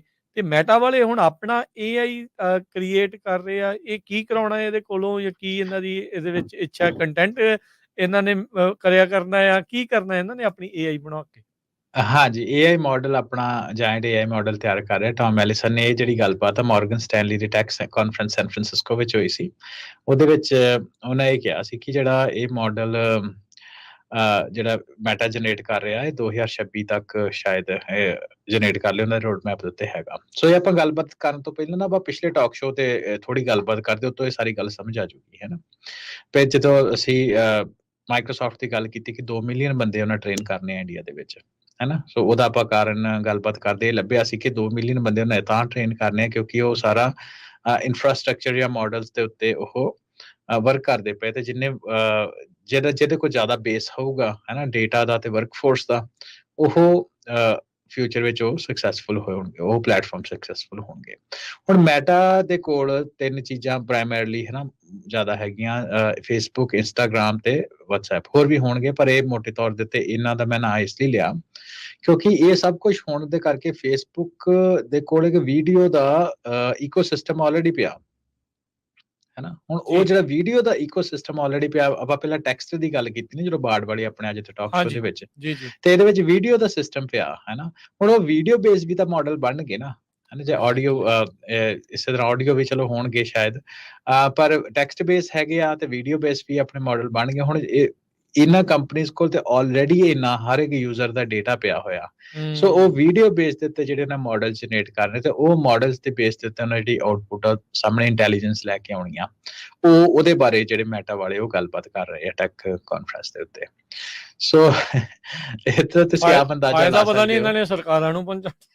ਹਾਂਜੀ, ਨਹੀਂ ਚਲੋ ਜੋ ਵੀ ਆ, ਹਨਾ, and by the end of the day ਹੈ ਤਾਂ ਯੂਜ਼ਰ ਹੀ ਆ। ਪਿੱਛੇ ਜੇ ਆਪਾਂ ਗੱਲਬਾਤ ਵੀ ਕੀਤੀ ਸੀ ਸ਼ਾਇਦ ਪਿਛਲੇ ਟਾਕ ਸ਼ੋਅ ਦੇ ਵਿੱਚ, ਤਾਂ ਪਿਛਲੇ ਤੋਂ ਪਿਛਲੇ, ਕਿ ਮੈਟਾ ਨੇ ਕਿਹਾ ਕਿ ਅਸੀਂ ਬਿਲੀਅਨਸ ਆਫ ਡਾਲਰ ਖਰਚ ਰਹੇ ਹਾਂ ਐਨਵੀਡੀਆ ਦੇ ਗ੍ਰਾਫਿਕ ਪ੍ਰੋਸੈਸਿੰਗ ਕਾਰਡਸ ਲੈਣ ਵਾਸਤੇ, ਹਨਾ। ਬਿਲੀਅਨਸ ਡਾਲਰ ਉਹ ਇਨਵੈਸਟ ਕਰ ਰਹੇ ਆ। ਸੋ ਜਦੋਂ ਹੁਣ ਇਹ ਗੱਲਬਾਤ ਸਾਹਮਣੇ ਆਉਂਦੀ ਹੈ ਕਿ ਉਹ ਵਰਕ ਕਰ ਰਹੇ ਆ AI model, video based AI models ਨੂੰ ਜਨਰੇਟ ਕਰਨ ਦੀ, ਤੇ ਉਹਦੇ ਲਈ ਤਾਂ ਆਫ ਕੋਰਸ ਤੁਹਾਨੂੰ ਟੈਕਨੀਕਲ ਪ੍ਰੋਸੈਸਿੰਗ ਚਾਹੀਦੀ ਹੈ। ਸੋ ਹੁਣ ਇਹ ਮਾਈਕਰੋਸਾਫਟ ਵਾਲੀ ਨਿਊਜ਼ ਜਿਹੜੀ ਪਹਿਲਾਂ ਕਵਰ ਕੀਤੀ ਜਾਂ ਐਨਵੀਡੀਆ ਦੇ ਗ੍ਰਾਫਿਕਸ ਕਾਰਡ ਨੂੰ ਪ੍ਰੋਕਿਉਰ ਕਰਨ ਦੀ, ਖਰੀਦਣ ਦੀ ਜਿਹੜੀ ਨਿਊਜ਼ ਕਵਰ ਕੀਤੀ, ਤੇ ਹੁਣ ਉਹ ਜਿਹੜੀ ਗੱਲ ਸਾਹਮਣੇ ਆਈ ਆ ਕਿ ਉਹ ਵੀਡੀਓ ਬੇਸ ਇਕੋਸਿਸਟਮ, ਕਿਉਂਕਿ ਉਹਨਾਂ ਕੋਲ ਵੀਡੀਓਜ਼ ਆਲਰੇਡੀ ਹੈਗੀਆਂ, ਉਹਦੇ ਬੇਸ ਤੇ AI ਮਾਡਲ ਜਨਰੇਟ ਕਰਨ ਦੀ ਕੋਸ਼ਿਸ਼ ਕਰ ਰਹੇ ਆ। ਜੀ, ਜੀ, ਬਿਲਕੁਲ। ਇਹ ਡੈਫੀਨਿਟਲੀ ਜਿਹੜਾ ਇਹ ਚੱਲ ਰਿਹਾ ਹੈਗਾ ਆ, ਤੇ ਤੇਜ਼ ਨੇ ਕੰਮ, ਵੱਡੀਆਂ ਕੰਪਨੀਆਂ ਨੇ ਤਾਂ ਇਹਦੇ ਵਿੱਚ ਮੂਹਰੇ ਹੋ ਕੇ ਜਿਹੜਾ ਉਹ ਚੱਲਣਾ ਹੀ ਚੱਲਣਾ ਆ। ਹਾਂਜੀ, ਕਿਉਂਕਿ ਜਿਹੜਾ ਸਭ ਤੋਂ ਵੱਡੀ ਟੱਕਰ ਮੈਟਾ ਨੂੰ ਇਸ ਟਾਈਮ ਦੇ ਉੱਤੇ ਮਿਲ ਰਹੀ ਹੈ ਉਹ ਟਿਕਟੌਕ ਤੋਂ ਵੀ ਮਿਲ ਰਹੀ ਹੈ ਨਾ, ਹੈਨਾ। ਸੋ ਟਿਕਟੌਕ ਤੋਂ ਨਾ ਵੇਖਣਾ ਕਿ ਆਪਾਂ ਟਿਕਟੌਕ ਤੋਂ ਕਿੱਦਾਂ ਅੱਗੇ ਰਹੀਏ ਵੱਧ ਤੋਂ ਵੱਧ, ਹੈਨਾ। ਸੋ ਉਹਦੇ ਵਿੱਚ ਇਹ ਹੈ ਕਿ ਆਰਟੀਫਿਸ਼ੀਅਲ ਇੰਟੈਲੀਜੈਂਸ ਨੂੰ ਜਨਰੇਟ ਕਰਕੇ ਵੀਡੀਓ ਤੇ ਯੂਜ਼ਰਸ ਦੇ ਵਾਸਤੇ ਵੀਡੀਓ ਦੀ ਐਕਸੈਸਿਬਿਲਿਟੀ ਜਾਂ ਵੀਡੀਓ ਦਾ ਡੇਟਾ ਉਹਨੂੰ ਹੋਰ ਇਨਹੈਂਸ ਕਰਨ ਦੀ ਕੋਸ਼ਿਸ਼ ਕਰਨਗੇ ਤਾਂ ਕਿ ਉਹ ਕੰਪੀਟੀਸ਼ਨ ਦੇ ਉੱਤੇ ਅੱਗੇ ਰਹਿ ਸਕਣ। ਕਿਉਂਕਿ ਅੱਜ ਦੇ ਸਮੇਂ ਦੇ ਵਿੱਚ ਜੇ ਮਾਡਲਸ ਦੀ ਗੱਲ ਕਰੀਏ ਤੇ ਫੇਸਬੁੱਕ ਦੇ ਉੱਤੇ ਜਿੱਦਾਂ ਰੀਲਸ ਆ, ਹਨਾ, ਫੇਸਬੁੱਕ ਦਾ ਗਰੁੱਪਸ ਹੁੰਦਾ ਜਾਂ ਫੇਸਬੁੱਕ ਫੀਡ ਆਪਣੀ ਜਿਹੜੀ ਆਪਾਂ ਦੇਖਦੇ, ਇਹਨਾਂ ਦੇ ਲਈ ਉਹ ਕਹਿੰਦੇ ਕਿ ਅਸੀਂ ਵੱਖੋ ਵੱਖਰੇ ਮਾਡਲਸ ਯੂਜ਼ ਕਰਦੇ ਹਾਂ। ਪਰ ਹੁਣ ਆਉਣ ਵਾਲੇ ਸਮੇਂ ਦੇ ਵਿੱਚ ਸ਼ਾਇਦ ਆਪਾਂ ਨੂੰ ਇਹ ਦੇਖਣ ਨੂੰ ਮਿਲ ਜੇ ਕਿ ਉਹ ਇਹਨਾਂ ਨੂੰ ਸ਼ਾਇਦ ਕੰਸੋਲੀਡੇਟ ਕਰਕੇ ਆਰਟੀਫਿਸ਼ੀਅਲ ਇੰਟੈਲੀਜੈਂਸ ਯੂਜ਼ ਕਰਕੇ ਇਹਨਾਂ ਨੂੰ ਇਨਹੈਂਸ ਕਰਨ। ਜੀ ਜੀ ਬਿਲਕੁਲ। ਅਗਲੀ ਜਿਹੜੀ ਆਪਾਂ ਹਰਵਿੰਦਰ ਗੱਲ ਕਰੀਏ, ਸੋਰਾ AI ਦੀ ਆਪਾਂ ਸ਼ੁਰੂਆਤ 'ਚ ਗੱਲ ਕੀਤੀ ਸੀ। ਯੂਜ਼ਰ ਦੀ ਪ੍ਰਾਈਵੇਸੀ, ਯੂਜ਼ਰ ਇਹਦੇ ਕਰਕੇ ਬਹੁਤ ਝੱਕਾ ਤਾਂ ਨਹੀਂ ਹੋ ਰਿਹਾ, ਉਹ ਡਾਇਲਮਾ 'ਚ ਤਾਂ ਨਹੀਂ ਆ, ਉਹਨੂੰ ਭੁਲੇਖਾ ਤਾਂ ਨਹੀਂ ਪਾਇਆ ਜਾ ਰਿਹਾ। ਇਸ ਦੇ ਬਾਰੇ ਅਕਸਰ ਗੱਲਬਾਤ ਹੁੰਦੀ, ਕੰਜ਼ਿਊਮਰ ਬੇਸਡ ਜੇ ਕੋਈ ਕਹਿ ਲਓ ਵੀ ਗੱਲ ਕਰਦਾ ਤੇ ਯੂਰਪ ਵਿੱਚ ਜ਼ਿਆਦਾ ਹੁੰਦੀ ਆ। ਹੁਣ ਸੋਰਾ ਦੇ ਉੱਤੇ ਇਨਵੈਸਟੀਗੇਸ਼ਨ ਲਾਂਚ ਹੋਈ ਆ ਇਟਲੀ ਦੇ ਵਿੱਚ, ਕੀ ਮਾਜਰਾ ਆ, ਚੱਕਰ ਕੀ ਚੱਲ ਰਿਹਾ? ਹਾਂਜੀ, ਸੋ ਸੋਰਾ ਦੇ ਬਾਰੇ ਆਪਾਂ ਗੱਲ ਕੀਤੀ ਕਿ ਉਹ text based video generation tool ਆ, ਹੈ ਨਾ। ਤੇ ਵੀਡੀਓ ਵੀ ਉਹਨਾਂ ਦੀ ਇੰਨੀਆਂ ਕਮਾਲ ਦੀਆਂ ਕਿ ਟੈਕ ਵਰਲਡ ਦੇ ਵਿੱਚ ਉਹਨੇ ਤਰਥੱਲੀ ਮਚਾ ਦਿੱਤੀ। ਜਿੱਦਾਂ ਆਪਾਂ ਸਾਡੇ ਪਿਛਲੇ ਟਾਕ ਸ਼ੋਅ ਵਿੱਚ ਅਸੀਂ ਉਹਨੂੰ ਡਿਸਪਲੇ ਵੀ ਕੀਤਾ ਸੀ ਕਿ ਟੈਕਸਟ ਬੇਸਡ ਵੀਡੀਓ ਇਦਾਂ ਦੀ ਹੈ ਕਿ ਤੁਸੀਂ ਉਹਨੂੰ ਵੇਖ ਕੇ ਕਹਿ ਨਹੀਂ ਸਕਦੇ ਕਿ ਉਹ ਰੀਅਲ ਆ ਜਾਂ ਨਹੀਂ ਆ, ਹੈ ਨਾ। ਸੋ ਉਸ ਸੰਬੰਧ ਦੇ ਵਿੱਚ ਤਾਂ ਚਲੋ ਇੱਕ ਗੱਲ ਆ, ਹਨਾ, ਉਹ ਤਾਂ ਹੈ ਹੀ ਆ। ਨੰਬਰ 2 ਦੇ ਉੱਤੇ ਆਪਾਂ ਗੱਲ ਕਰਦੇ ਹੁੰਦੇ ਕਿ ਯੂਰਪੀਅਨ ਜਿਹੜੇ ਕਾਨੂੰਨ ਆ ਉਹ ਕਾਫੀ ਸਖਤ ਆ ਸਾਰੀ ਚੀਜ਼ਾਂ ਨੂੰ ਲੈ ਕੇ ਅਮਰੀਕਾ ਦੇ ਨਾਲੋਂ, ਹੈ ਨਾ। ਤੇ ਇੰਡੀਆ ਜਾਂ ਏਸ਼ੀਅਨ ਕੰਟਰੀਜ਼ ਵਿੱਚ ਤੇ ਉੱਥੇ ਤੇ ਕੋਈ ਪ੍ਰਾਈਵੇਸੀ ਵਾਲੀ ਕੋਈ ਏਡੀ ਬਹੁਤੀ ਗੱਲ ਹੈ ਹੀ ਨਹੀਂ ਆ, ਹੈ ਨਾ। ਪਰ ਯੂਰਪ ਦੇ ਜਿਹੜੇ ਕਾਨੂੰਨ ਆ ਉਹ ਕਾਫੀ ਸਖਤ ਆ। ਸੋ ਜਿਹੜੀ ਰਾਜਗੁਰਨ ਇਹ ਸਮੱਸਿਆ ਕੱਲੀ ਸੋਰਾ ਦੇ ਨਾਲ ਹੀ ਨਹੀਂ ਰਿਲੇਟਡ, ਪਰ ਜਦੋਂ ਆਪਾਂ ਆਰਟੀਫਿਸ਼ੀਅਲ ਇੰਟੈਲੀਜੈਂਸ ਤੇ ਮਾਡਲ ਜਨਰੇਸ਼ਨ ਦੀ ਗੱਲ ਕਰਦੇ ਹਾਂ, ਜਿਹੜਾ ਡੇਟਾ ਵਾ ਉਹ ਤਾਂ ਆਲ ਓਵਰ ਦਾ ਵੈਬ ਹੀ ਪਿਆ ਹੋਇਆ ਨਾ। ਸੋ ਉਹ ਕਿਹੜਾ ਡੇਟਾ ਯੂਜ਼ ਕਰ ਰਹੇ ਆ, ਕਿਸੇ ਨੇ ਇੰਨਾ ਸਮਾਂ ਲਾ ਕੇ ਮੰਨ ਲਓ ਕੋਈ ਰਿਪੋਰਟ ਲਿਖੀ ਆ ਜਾਂ ਕੋਈ ਚੀਜ਼ ਜਨਰੇਟ ਕੀਤੀ ਆ, ਜਾਂ ਆਰਟੀਫਿਸ਼ੀਅਲ ਇੰਟੈਲੀਜੈਂਸ ਬੇਸ ਜਿਹੜੇ ਮਾਡਲ ਬਣਦੇ ਉਹ ਚੁੱਪ ਕਰਕੇ ਉਹਨਾਂ ਉੱਥੋਂ ਡੇਟਾ ਸਕ੍ਰੇਪ ਕੀਤਾ, ਉਹਦੇ ਬੇਸ ਤੇ ਆਪਣਾ ਮਾਡਲ ਬਣਾ ਲਿਆ। ਹਾਂਜੀ, ਹੈ ਨਾ, ਪਲੈਗਰਿਜ਼ਮ ਹੀ ਇੱਕ ਹਿਸਾਬ ਦੇ ਨਾਲ ਲਾ ਲਓ, ਪਰ ਇਹ ਫੇਅਰ ਨਹੀਂ ਹੈਗਾ ਜਿਹਨੇ ਡੇਟਾ ਇੰਨਾ ਟਾਈਮ ਲਾ ਕੇ ਜਨਰੇਟ ਕੀਤਾ, ਹੈ ਨਾ। ਸੋ ਉਹਦੇ ਵਾਸਤੇ ਸੋ ਇਹ ਸਾਰੇ ਸੰਬੰਧ ਨੂੰ ਲੈ ਕੇ ਪੂਰੀ ਦੁਨੀਆ ਦੇ ਵਿੱਚ ਇੱਕ ਕਨਵਰਸੇਸ਼ਨ ਚੱਲ ਰਹੀ ਹੈ ਆਰਟੀਫਿਸ਼ੀਅਲ ਇੰਟੈਲੀਜੈਂਸ ਦੇ ਸੰਬੰਧ ਦੇ ਵਿੱਚ। ਤੇ ਉਹਦੇ ਕਰਕੇ ਹੀ ਜਿਹੜੇ ਇਟਲੀ ਦੀ ਕੋਰਟ ਆ, basically Italy data protection watchdog ਆ, ਉਹਨੇ ਸੋਰਾ ਦੇ ਉੱਤੇ ਖਾਸ ਤੌਰ ਦੇ ਉੱਤੇ ਜਿਹੜੀ ਉਹ ਰਿਲੀਜ਼ ਕਰਨ ਦੇ ਉੱਤੇ ਪਾਬੰਦੀ ਲਾਈ ਹੋਈ ਆ। ਅੱਛਾ, ਭਾਵੇਂ ਕਿ ਸੋਰਾ ਜਿਹੜੀ ਆ ਅਜੇ ਪਬਲਿਕਲੀ ਅਵੇਲੇਬਲ ਨਹੀਂ ਆ, ਹੈ ਨਾ। ਮੰਗ ਬਹੁਤ ਆ ਉਹਦੀ ਇਸ ਟਾਈਮ। ਜਦੋਂ ਦੀ ਉਹਨੇ ਵੀਡੀਓ ਇਦਾਂ ਪੇਸ਼ ਕੀਤੀਆਂ, ਉਹ ਕਹਿੰਦੇ ਯਾਰ ਨਾ ਸਾਡਾ ਡਰੋਨ ਦਾ ਖਰਚਾ, ਨਾ ਹੈਲੀਕਾਪਟਰ ਦਾ, ਨਾ ਕੁਛ ਤੇ ਵੀਡੀਓ ਤੇ ਝੱਟ ਦੇਣੀ ਬਣਾ ਲੈਣੀ ਆਪਾਂ। ਹਾਂਜੀ, ਸੋ ਉਹਦੇ ਵਿੱਚ ਨਾਲ ਦੀ ਨਾਲ ਕਿਉਂਕਿ ਜਿਨ੍ਹਾਂ ਨੂੰ ਚੈਟ GPT ਜਿਨ੍ਹਾਂ ਨੇ ਬਾਏ ਕੀਤਾ ਹੈ ਨਾ, ਉਹਨਾਂ ਦਾ ਨਵੇਂ ਮਾਡਲ ਦੇ ਵਿੱਚ ਜਿਸ ਕਿ ਡੈਲ ਈ ਕਰਕੇ ਆਉਂਦਾ ਵਾ, ਇਮੇਜ ਜਨਰੇਟਿੰਗ ਸੌਫਟਵੇਅਰ ਵੀ ਹੈਗਾ ਉਹਦੇ ਵਿੱਚ, ਹੈ ਨਾ। ਸੋ ਉਹਨਾਂ ਨੂੰ 20 ਦਿਨ ਦਿੱਤੇ ਗਏ ਆ ਆਪਣੀ ਜਿਹੜੀ ਇਨਫੋਰਮੇਸ਼ਨ, ਉਹਨਾਂ ਕੁਝ ਕੁਐਸਚਨ ਪੁੱਛੇ ਆ, ਉਹਨਾਂ ਦੇ ਰਿਪਲਾਈ ਦੇ ਲਈ 20 ਦਿਨ ਦਿੱਤੇ ਗਏ ਆ। ਤੇ ਉਹ ਕਹਿੰਦੇ ਕਿ ਇਹਦੇ ਵਿੱਚ ਜਿਹੜਾ ਪਰਸਨਲ ਡੇਟਾ ਉਹ ਲੋਕਾਂ ਦਾ ਕਾਫੀ ਕੰਪਰੋਮਾਈਜ਼ ਹੋਣ ਦਾ ਡਰ ਆ। ਤੇ ਸੋਰਾ ਸਾਨੂੰ ਇਹ ਦੱਸੇ ਜਾਂ ਓਪਨ AI ਵਾਲੇ ਸਾਨੂੰ ਇਹ ਦੱਸਣ ਕਿ ਇਹ ਜਿਹੜਾ ਯੂਰਪੀਅਨ ਰੂਲਸ ਆ ਉਹਨਾਂ ਨੂੰ ਕੰਪਲਾਈ ਕਰਦਾ ਕਿ ਨਹੀਂ। ਮੈਂ ਦੇਖ ਰਿਹਾ ਐਂਡ ਆਫ ਮਾਰਚ ਤੱਕ ਜਿਹੜਾ ਓਪਨ AI ਦਾ ਹੀ ਪੂਰਾ ਚੈਟ GPT ਚੈਟਬੋਟ ਇਟਲੀ ਵਿੱਚ ਅਵੇਲੇਬਲ ਨਹੀਂ ਹੋਏਗਾ। ਠੀਕ ਹੈ।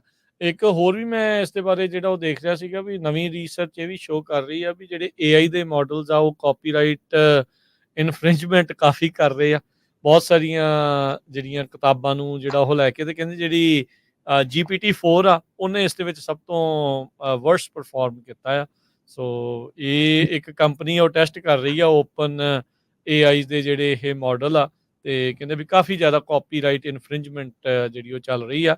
ਤਾਂ ਹੀ ਫਿਰ ਲੋਕ ਵੀ ਇਹਨੂੰ ਵਰਤ ਰਹੇ ਆ ਵੀ ਆਪਾਂ ਵੀ ਆਪਣਾ ਕੰਮ ਜਿਹੜਾ ਉਹ ਅੱਗੇ ਇਸ ਤਰੀਕੇ ਨਾਲ ਵਧਾਈਏ। ਸੋ ਈਜ਼ ਆ ਨਾ ਚੀਜ਼ ਨੂੰ ਵਰਤਣ ਦੀ, ਤੇ ਜਦੋਂ ਈਜ਼ ਹੋਏਗੀ ਤੇ ਮੰਗ ਤਾਂ ਹੋਏਗੀ ਨਾ ਉਸਦੀ। ਡਾਟਾ ਕਿੱਥੋਂ ਅਵੇਲੇਬਲ ਹੋਇਆ ਕਰਨਾ ਜਾਂ ਆਉਣ ਵਾਲੇ ਸਮੇਂ 'ਚ ਕਿੰਨੇ ਡਾਟਾ ਆਪਣਾ ਓਪਨ ਕਰਨਾ, ਇਹ ਹੁਣ ਵੱਡੀ ਪ੍ਰੋਬਲਮ ਆ ਜਾਣੀ ਹੈ। ਇਸ ਚੀਜ਼ ਤੋਂ ਬਾਅਦ ਦੇ ਵਿੱਚ ਤੁਹਾਡੇ ਡਾਟਾ ਦੀ ਵੈਲਿਊ ਬਹੁਤ ਹੋਣੀ ਆ। ਇਹ ਹਰ ਇੱਕ ਨੂੰ ਅੰਡਰਸਟੈਂਡ ਕਰਨ ਦੀ ਜ਼ਰੂਰਤ ਆ ਵੀ ਕੀ ਵਾਕਿਆ ਹੀ ਆਪਾਂ ਨੂੰ ਇਹ ਪਬਲਿਕ ਕਰਨਾ ਚਾਹੀਦਾ ਆ, ਕਿਉਂਕਿ ਜੇ ਉਹ ਪਬਲਿਕ ਕਰਦੇ ਆ ਤਾਂ ਵਰਤ ਵੀ ਕਈ ਥਾਵਾਂ ਦੇ ਉੱਤੇ ਤੁਹਾਡੀ ਮਨਜ਼ੂਰੀ ਤੋਂ ਜੀ ਬਗੈਰ ਹੋਣਾ ਆ। ਸੋ ਜੀ ਨਿਊ ਥਿੰਗਸ, ਨਵੀਆਂ ਚੀਜ਼ਾਂ ਜਿਹੜੀਆਂ ਆ ਉਹ ਆਪਣੇ ਸਾਹਮਣੇ ਆ ਰਹੀਆਂ ਆ। ਉਹ ਕੀ ਕਹਿੰਦੇ ਹੁੰਦੇ, ਕੈਨ ਆਫ ਵਰਮਸ ਖੋਲਣੇ ਆ, ਪਰ ਕਈ ਕੁਛ ਨਿਕਲਣਾ ਆ ਉਹਦੇ ਚਲੋ ਵਿੱਚ। ਆਪਾਂ ਇੰਨਾ ਪੈਸੀਮਿਸਟਿਕ ਵੀ ਨਹੀਂ ਰਾਜ ਕਰਨਾ ਹੋਣਾ ਨਹੀਂ ਚਾਹੀਦਾ ਨਹੀਂ ਨਹੀਂ, ਗੱਲਬਾਤ। ਮੈਂ ਇਹ ਕਹਿਣ ਦਾ ਮੇਰਾ ਭਾਵ ਆ ਪੈਸਿਮਿਸਟਿਕ ਨਹੀਂ, ਵੀ ਤੁਹਾਨੂੰ ਤੁਹਾਡੇ ਡਾਟਾ ਦੀ ਵੈਲਿਊ ਪਤਾ ਹੋਣੀ ਚਾਹੀਦੀ ਆ। ਹਾਂਜੀ ਯੂ ਹਾਂਜੀ, ਉਹ ਬਹੁਤ ਸ਼ੁਡ ਜ਼ਰੂਰੀ ਹੈ। ਨੋ ਵੀ ਕੀ ਆ ਵੈਲਿਊ ਤੇ ਕਿੱਦਾਂ ਉਹਨੂੰ ਤੁਸੀਂ ਯੂਜ਼ ਕਰਨਾ ਜਾਂ ਯੂਜ਼ ਕਰਵਾਉਣਾ ਆ, ਤੇ ਤੁਹਾਨੂੰ ਇਹ ਪਤਾ ਹੋਣਾ ਚਾਹੀਦਾ। ਸੋ ਜਿਹਦੇ ਤੇ ਤੁਸੀਂ ਇੰਨੀ ਮਿਹਨਤ ਲਾਈ ਹੈ ਕਿਸੇ ਡਾਟਾ ਦੇ ਉੱਤੇ, keep a value on it, ਹਾਂਜੀ ਉਹਦਾ ਮਤਲਬ ਇਹ ਆ। ਸੋ ਹਾਂਜੀ, ਉਹ ਵੀ ਰਾਜ ਕਰਨ ਆਉਣ ਵਾਲੇ ਸਮੇਂ ਦੇ ਵਿੱਚ ਕੁਛ ਨਾ ਕੁਛ ਬਿਜ਼ਨਸ ਉਹਦੇ ਉੱਤੇ ਡਿਵੈਲਪ ਹੋ ਜਾਣਗੇ, ਕਿਉਂਕਿ ਹਾਂ ਇਹ ਇੰਡੀਵਿਜੂਅਲ ਦੇ ਹੱਥ ਤਾਂ ਹੈ ਨਹੀਂ। ਮੰਨ ਲਓ ਕਿ ਮੈਂ ਅੱਜ ਕੋਈ ਰਿਪੋਰਟ ਲਿਖਦਾ, ਜੇ ਕਹੂੰ ਕਿ ਮੈਂ ਕੋਈ ਓਪਨ ਏਆਈ ਵਰਗੀ ਵੱਡੀ ਕੰਪਨੀ ਨੂੰ ਆਪਣੇ ਅਕੋਰਡਿੰਗਲੀ ਕੰਪਲਾਈ ਕਰ ਲਾਂ, ਮੇਰੇ ਕੋਲ ਨੇ ਸਾਧਨ ਜਾਂ ਰਿਸੋਰਸ ਨਹੀਂ ਨਹੀਂ ਹੈ ਹੈਗੇ। ਬਿਲਕੁਲ। So this is the point where regulator step in. ਜਦੋਂ ਆਪਾਂ ਪਹਿਲਾਂ ਰੈਗੂਲੇਸ਼ਨਸ ਔਨ ਏਆਈ ਦੇ ਉੱਤੇ ਟਾਕ ਸ਼ੋ ਕੀਤਾ ਸੀ, ਸੋ ਉਹਦੇ ਵਿੱਚ ਇਹ ਗੱਲ ਹੈ ਕਿ ਇਹਨਾਂ ਕੰਪਨੀ ਜਿਹੜੀ ਵੱਡੀਆਂ ਹੁੰਦੀਆਂ ਕਾਰਪੋਰੇਸ਼ਨਸ, ਇਹਨਾਂ ਕੋਲ ਪਾਵਰ ਇੰਨੀ ਜ਼ਿਆਦਾ ਹੁੰਦੀ ਕਿ ਇੰਡੀਵਿਜੂਅਲ ਬੰਦੇ ਦੇ ਹੱਥ ਵੱਸ ਗੱਲ ਨਹੀਂ ਹੁੰਦੀ। ਜਾਂ ਤੇ ਸਰਕਾਰਾਂ ਹੁੰਦੀਆਂ, ਜਿੱਦਾਂ ਹੁਣ ਇਟਲੀ ਦੀ ਗਵਰਨਮੈਂਟ ਆਈ ਆ, ਹਨਾ, ਜਾਂ ਯੂਐਸ ਦੇ ਰੈਗੂਲੇਟਰਸ ਹੋਣਗੇ, ਯੂਰਪੀਅਨ ਰੈਗੂਲੇਟਰਸ ਹੋਣਗੇ, ਉਹਨਾਂ ਕੋਲ ਹੀ ਇੰਨੀ ਪਾਵਰ ਹੋਊਗੀ ਉਹ ਯੂਜ਼ਰਸ ਨੂੰ ਪ੍ਰੋਟੈਕਟ ਕਰ ਸਕਣ। ਸੋ ਇਹ ਥੋੜਾ ਜਿਹਾ ਵੈਸਟ ਵੱਲ ਹੀ ਆਪਾਂ ਧਿਆਨ ਰੱਖਾਂਗੇ, ਹਨਾ, ਕਿਉਂਕਿ ਵੀ ਕੀ ਜਿੱਦਾਂ ਆਪਾਂ ਕਰਦੇ ਪਹਿਲਾਂ ਆ। ਗੱਲ ਕੀਤੀ ਕਿ ਈਸਟਰਨ ਜਿਹੜੇ ਮੁਲਕ ਆ, ਇੰਡੀਆ ਵਰਗੇ, ਹਨਾ, ਉਹਨਾਂ ਨੂੰ ਪ੍ਰਾਈਵੇਸੀ ਦੀ ਕੋਈ ਏਡੀ ਹੈ ਤਾਂ ਹੈ ਨਹੀਂ। ਉੱਥੇ ਗਵਰਨਮੈਂਟ ਆਪ ਲੋਕਾਂ ਦੀ ਪ੍ਰਾਈਵੇਸੀ ਦੇ ਉੱਤੇ ਡਾਕਾ ਮਾਰਦੀਆਂ, ਹਨਾ। ਸਹੀ ਗੱਲ। ਜਾਂ ਚਾਈਨਾ ਲੈ ਲਓ ਜਾਂ ਰਸ਼ੀਆ ਲੈ ਲਓ ਜਾਂ ਹੋਰ ਏਦਾਂ ਦੇ। ਪਰ ਜਿਹੜੇ ਵੈਸਟ ਵਾਲੇ ਹੈਗੇ ਆ, ਉਹਨਾਂ ਵਿੱਚ ਥੋੜਾ ਜਿਹਾ ਜੇ ਹੈਗਾ। ਯੂਜ਼ਰਸ ਨੂੰ ਲੈ ਕੇ ਥੋੜਾ ਧਿਆਨ ਐਥੀਕਲ ਚੀਜ਼ਾਂ ਵੱਲ ਅਜੇ ਵੀ ਇੱਕ ਚੀਜ਼ ਰੱਖਦੇ। ਨਾ ਓਪਨ ਏਆਈ ਨੇ ਆਪਣੇ ਇੱਕ ਅਦਾਲਤੀ ਦਸਤਾਵੇਜ਼ ਦੇ ਵਿੱਚ ਯੂਕੇ ਦੇ ਹੀ ਇਨਕੁਆਇਰੀ ਦੇ ਵਿੱਚ ਕਿਹਾ ਸੀਗਾ, ਕਹਿੰਦੇ ਵੀ ਅੱਜ ਦੇ ਸਮੇਂ ਦੇ ਵਿੱਚ ਜਿਹੜੀ ਏਆਈ ਨੂੰ ਟ੍ਰੇਨ ਕਰਨਾ ਵਿਦਆਊਟ ਕਾਪੀਰਾਈਟ ਉਹ ਹੋ ਨਹੀਂ ਸਕਣਾ। ਸੋ ਕਾਪੀਰਾਈਟ ਵਰਕਸ ਦੇ ਉੱਤੇ ਇਹਨੂੰ ਟ੍ਰੇਨ ਕਰਾਉਣਾ ਪੈਣਾ, ਕਰਨਾ ਪੈਣਾ। ਸੋ ਅਦਰਵਾਈਜ਼ ਇਹਦੀ ਕਾਫੀ ਜਿਹੜਾ ਲਿਮਿਟ ਹੋ ਜਾਊਗਾ ਜੀ ਜਿਹੜਾ ਉਹ ਡਾਟਾ, ਤੇ otherwise you won't C good results. ਜਿੱਦਾਂ ਆਪਾਂ ਜੈਮਨਾਈ ਦੇ ਵਿੱਚ ਫੋਟੋਆਂ ਦਾ ਦੇਖਿਆ ਹੀ ਆ, ਪਿਛਲੇ 2 ਹਫ਼ਤੇ ਕਿੰਨਾ ਰੌਲਾ ਪੈਂਦਾ ਰਿਹਾ ਆ ਕਿੰਨਾ ਰੌਲਾ ਪਿਆ ਜੀ। ਵੀ ਪੁੱਛਿਆ ਉਹਨੂੰ ਕੁਛ ਤੇ ਬਣਾਇਆ ਉਹਨੇ ਕੁਛ ਹੋਰ, ਜੀ ਵੀ ਉਹਦੇ ਵਿੱਚ ਕੀ ਆ। ਬਹੁਤ ਵਿਵਾਦ ਚੱਲ ਰਿਹਾ ਇਸ ਟਾਈਮ ਜੈਮਨਾਈ ਦਾ ਹਾਂ, ਵੀ। ਜਿਦਾ ਹੀ ਕਰਕੇ ਆਫਲਾਈਨ ਵੀ ਹੋਇਆ ਸੀ ਕੁਝ ਯਾ ਸਮੇਂ ਵਾਸਤੇ ਜੀ। ਜੈਮਨਾਈ ਜੀ। ਸੋ ਜਾਂਦੇ ਜਾਂਦੇ ਗੱਲ ਕਰ ਲਈਏ ਓਪਨ ਏਆਈ ਦੀ। ਹੋਈ ਈਲਨ ਮਸਕ ਨੇ ਉਸਦੇ ਉਲਟ ਲਾਸੂਟ ਕੀਤਾ ਆ, ਸੂ ਕੀਤਾ। ਕੀ ਮਸਲਾ ਇਹਨਾਂ ਦਾ, ਕੀ ਆਪਸੀ ਕਿਆ ਤੇ ਫਸੇ ਆ ਜੀ? ਸੋ ਆਪਾਂ ਇਹਦੇ ਬਾਰੇ ਗੱਲ ਕੀਤੀ ਸੀ ਨਾ, ਜਿਹੜਾ ਸਾਰਾ ਸਿਨੈਰੀਓ ਸੈਮ ਐਲਟਮੈਨ ਨੂੰ ਬਾਹਰ ਕੱਢਿਆ ਫਿਰ ਹਾਂਜੀ। ਪਾਇਆ, ਹਨਾ। ਮਾਈਕਰੋਸਾਫਟ ਨੇ ਇਹਦੇ ਬੋਰਡ ਦੇ ਉੱਪਰ ਜ਼ਿਆਦਾ ਫੋਕਸ ਕੀਤਾ, ਹਨਾ, ਸਭ ਕੁਝ। ਸੋ ਉਹ ਆਪਾਂ ਜਿਹੜੀ ਗੱਲ ਦੇ ਉੱਤੇ ਪਿਛਲੀ ਵਾਰ ਟਾਕ ਸ਼ੋ ਉੱਪਰ ਹੀ ਗੱਲ ਕਰਤੀ, ਗੱਲ ਉਹੀ ਸਾਹਮਣੇ ਆਈ ਆ। ਇਲਨ ਮਸਕ ਨੇ ਓਪਨ ਏਆਈ ਖਿਲਾਫ ਇੱਕ ਲਾਅਸੂਟ ਕੀਤਾ, ਜਿਹਦੇ ਵਿੱਚ ਉਹ ਕਹਿੰਦੇ ਆ ਕਿ ਕਿਉਂਕਿ ਇਲਨ ਮਸਕ ਵੀ ਹੈ ਨਾ, ਬੈਕਰ ਹੈਗੇ ਸੀ ਇਹਦੇ। ਉਹਦੇ ਵਿੱਚ ਕਹਿੰਦੇ ਕਿ ਜਿਹੜਾ ਓਰੀਜਨਲ ਮਿਸ਼ਨ ਸੀ ਆਰਟੀਫਿਸ਼ੀਅਲ ਇੰਟੈਲੀਜੈਂਸ ਦਾ for the benefit of humanity broadly, ਹੈ ਨਾ, ਕਿ ਜਿਹੜਾ ਆਪਾਂ ਸਾਰਾ ਕਨਸੈਪਟ ਓਪਨ ਏਆਈ ਦਾ ਲੈ ਕੇ ਆਂਦਾ ਵੀ ਜਿਹੜੀ ਕਮਿਊਨਿਟੀ ਨੂੰ ਸਾਰਿਆਂ ਨੂੰ ਬੈਨੀਫਿਟ ਕਰੂਗਾ, ਸਹੀ। ਹੈ ਨਾ, ਉਹਦੇ ਤੋਂ ਇਹ ਮਿਸ਼ਨ ਤੋਂ ਪਿੱਛੇ ਹੁਣ ਥਿੜਕ ਰਹੇ ਆ। ਠੀਕ ਹੈ। ਠੀਕ ਆ, ਆਪਾਂ ਦੇਖਿਆ ਹੀ ਆ। ਆਪਾਂ ਇਹਦੇ ਬਾਰੇ ਡਿਟੇਲ ਬਾਰੇ ਤੁਸੀਂ ਆਪਣਾ ਟਾਕ ਸ਼ੋ ਦੇਖ ਸਕਦੇ ਹੋ। ਸੋ ਉਸੇ ਸੰਬੰਧ ਨੂੰ ਲੈ ਕੇ ਜਿਹੜੀ open AI the for profit farm ਆ, ਜਿਹਨੂੰ ਓਪਨ ਏਆਈ ਗਲੋਬਲ ਦਾ ਨਾਂ ਦਿੱਤਾ, ਹੈ ਨਾ, ਤੇ ਮਾਈਕਰੋਸਾਫਟ ਦੇ ਨਾਲ ਉਹਨੇ ਕੋਲੈਬੋਰੇਸ਼ਨ ਕਰਕੇ ਜਿਹੜੀ ਬਣਾਈ ਆ। ਸੋ ਉਹਦਾ ਕਹਿੰਦਾ ਪੂਰਾ ਹਿਊਮੈਨਿਟੀ ਵਾਲੇ ਜਿਹੜੇ ਮਸਲੇ ਆ ਉਹਨੂੰ ਛੱਡ ਕੇ ਤੇ ਹੁਣ ਟੋਟਲ ਪ੍ਰੋਫਿਟ ਬੇਸਡ ਹੀ ਉਹਨਾਂ ਦਾ ਫੋਕਸ ਜਿਹੜਾ ਹੋ ਗਿਆ। ਸੋ ਦੇਖੋ ਇਸ ਲਾਅਸੂਟ ਦਾ ਕੀ ਬਣਦਾ। ਪਰ ਅਗੇਨ ਮੈਂ ਦੁਬਾਰਾ ਦੱਸਦਾ ਆਪਣੇ ਸਰੋਤਿਆਂ ਨੂੰ ਕਿ ਜੇ ਤੁਸੀਂ ਇਹਦੀ ਡਿਟੇਲ ਦੇ ਵਿੱਚ ਜਾਣਾ ਕਿ ਕੀ ਇਹ ਨਾਨ ਪ੍ਰੋਫਿਟ ਤੋਂ ਪ੍ਰੋਫਿਟ ਦੇ ਵਿੱਚ ਕਿੱਦਾਂ ਆਇਆ, ਸੋ ਇਹਦੇ ਸੰਬੰਧ ਵਿੱਚ ਤੁਸੀਂ ਆਪਣਾ ਸੈਮ ਐਲਟਮੈਨ ਵਾਲਾ ਟਾਕ ਸ਼ੋ ਸੁਣ ਸਕਦੇ ਹੋ। ਜੀ ਜੀ ਬਿਲਕੁਲ। ਤੇ ਆਪਾਂ ਫਿਰ ਲਈਏ ਜੀ ਇਜਾਜ਼ਤ, ਸਮਾਂ ਆਪਣੇ ਜੀ ਪ੍ਰੋਗਰਾਮ ਦਾ ਜਿਹੜਾ ਹੁਣ ਸਮਾਪਤ ਆ। ਮਿਲਦੇ ਆਪਾਂ ਆਪਣੇ ਫਿਰ ਸਰੋਤਿਆਂ ਨੂੰ ਅਗਲੀ ਵਾਰ ਹੋਰ ਜਿਹੜੀਆਂ ਨਵੀਆਂ ਗੱਲਾਂ ਦੇ ਨਾਲ। ਉਦੋਂ ਤੱਕ ਲਈ ਲੈਂਦੇ ਆ ਇਜਾਜ਼ਤ। ਸਾਡੇ ਦੋਨਾਂ ਵੱਲੋਂ ਸਭ ਨੂੰ ਪਿਆਰ ਭਰੀ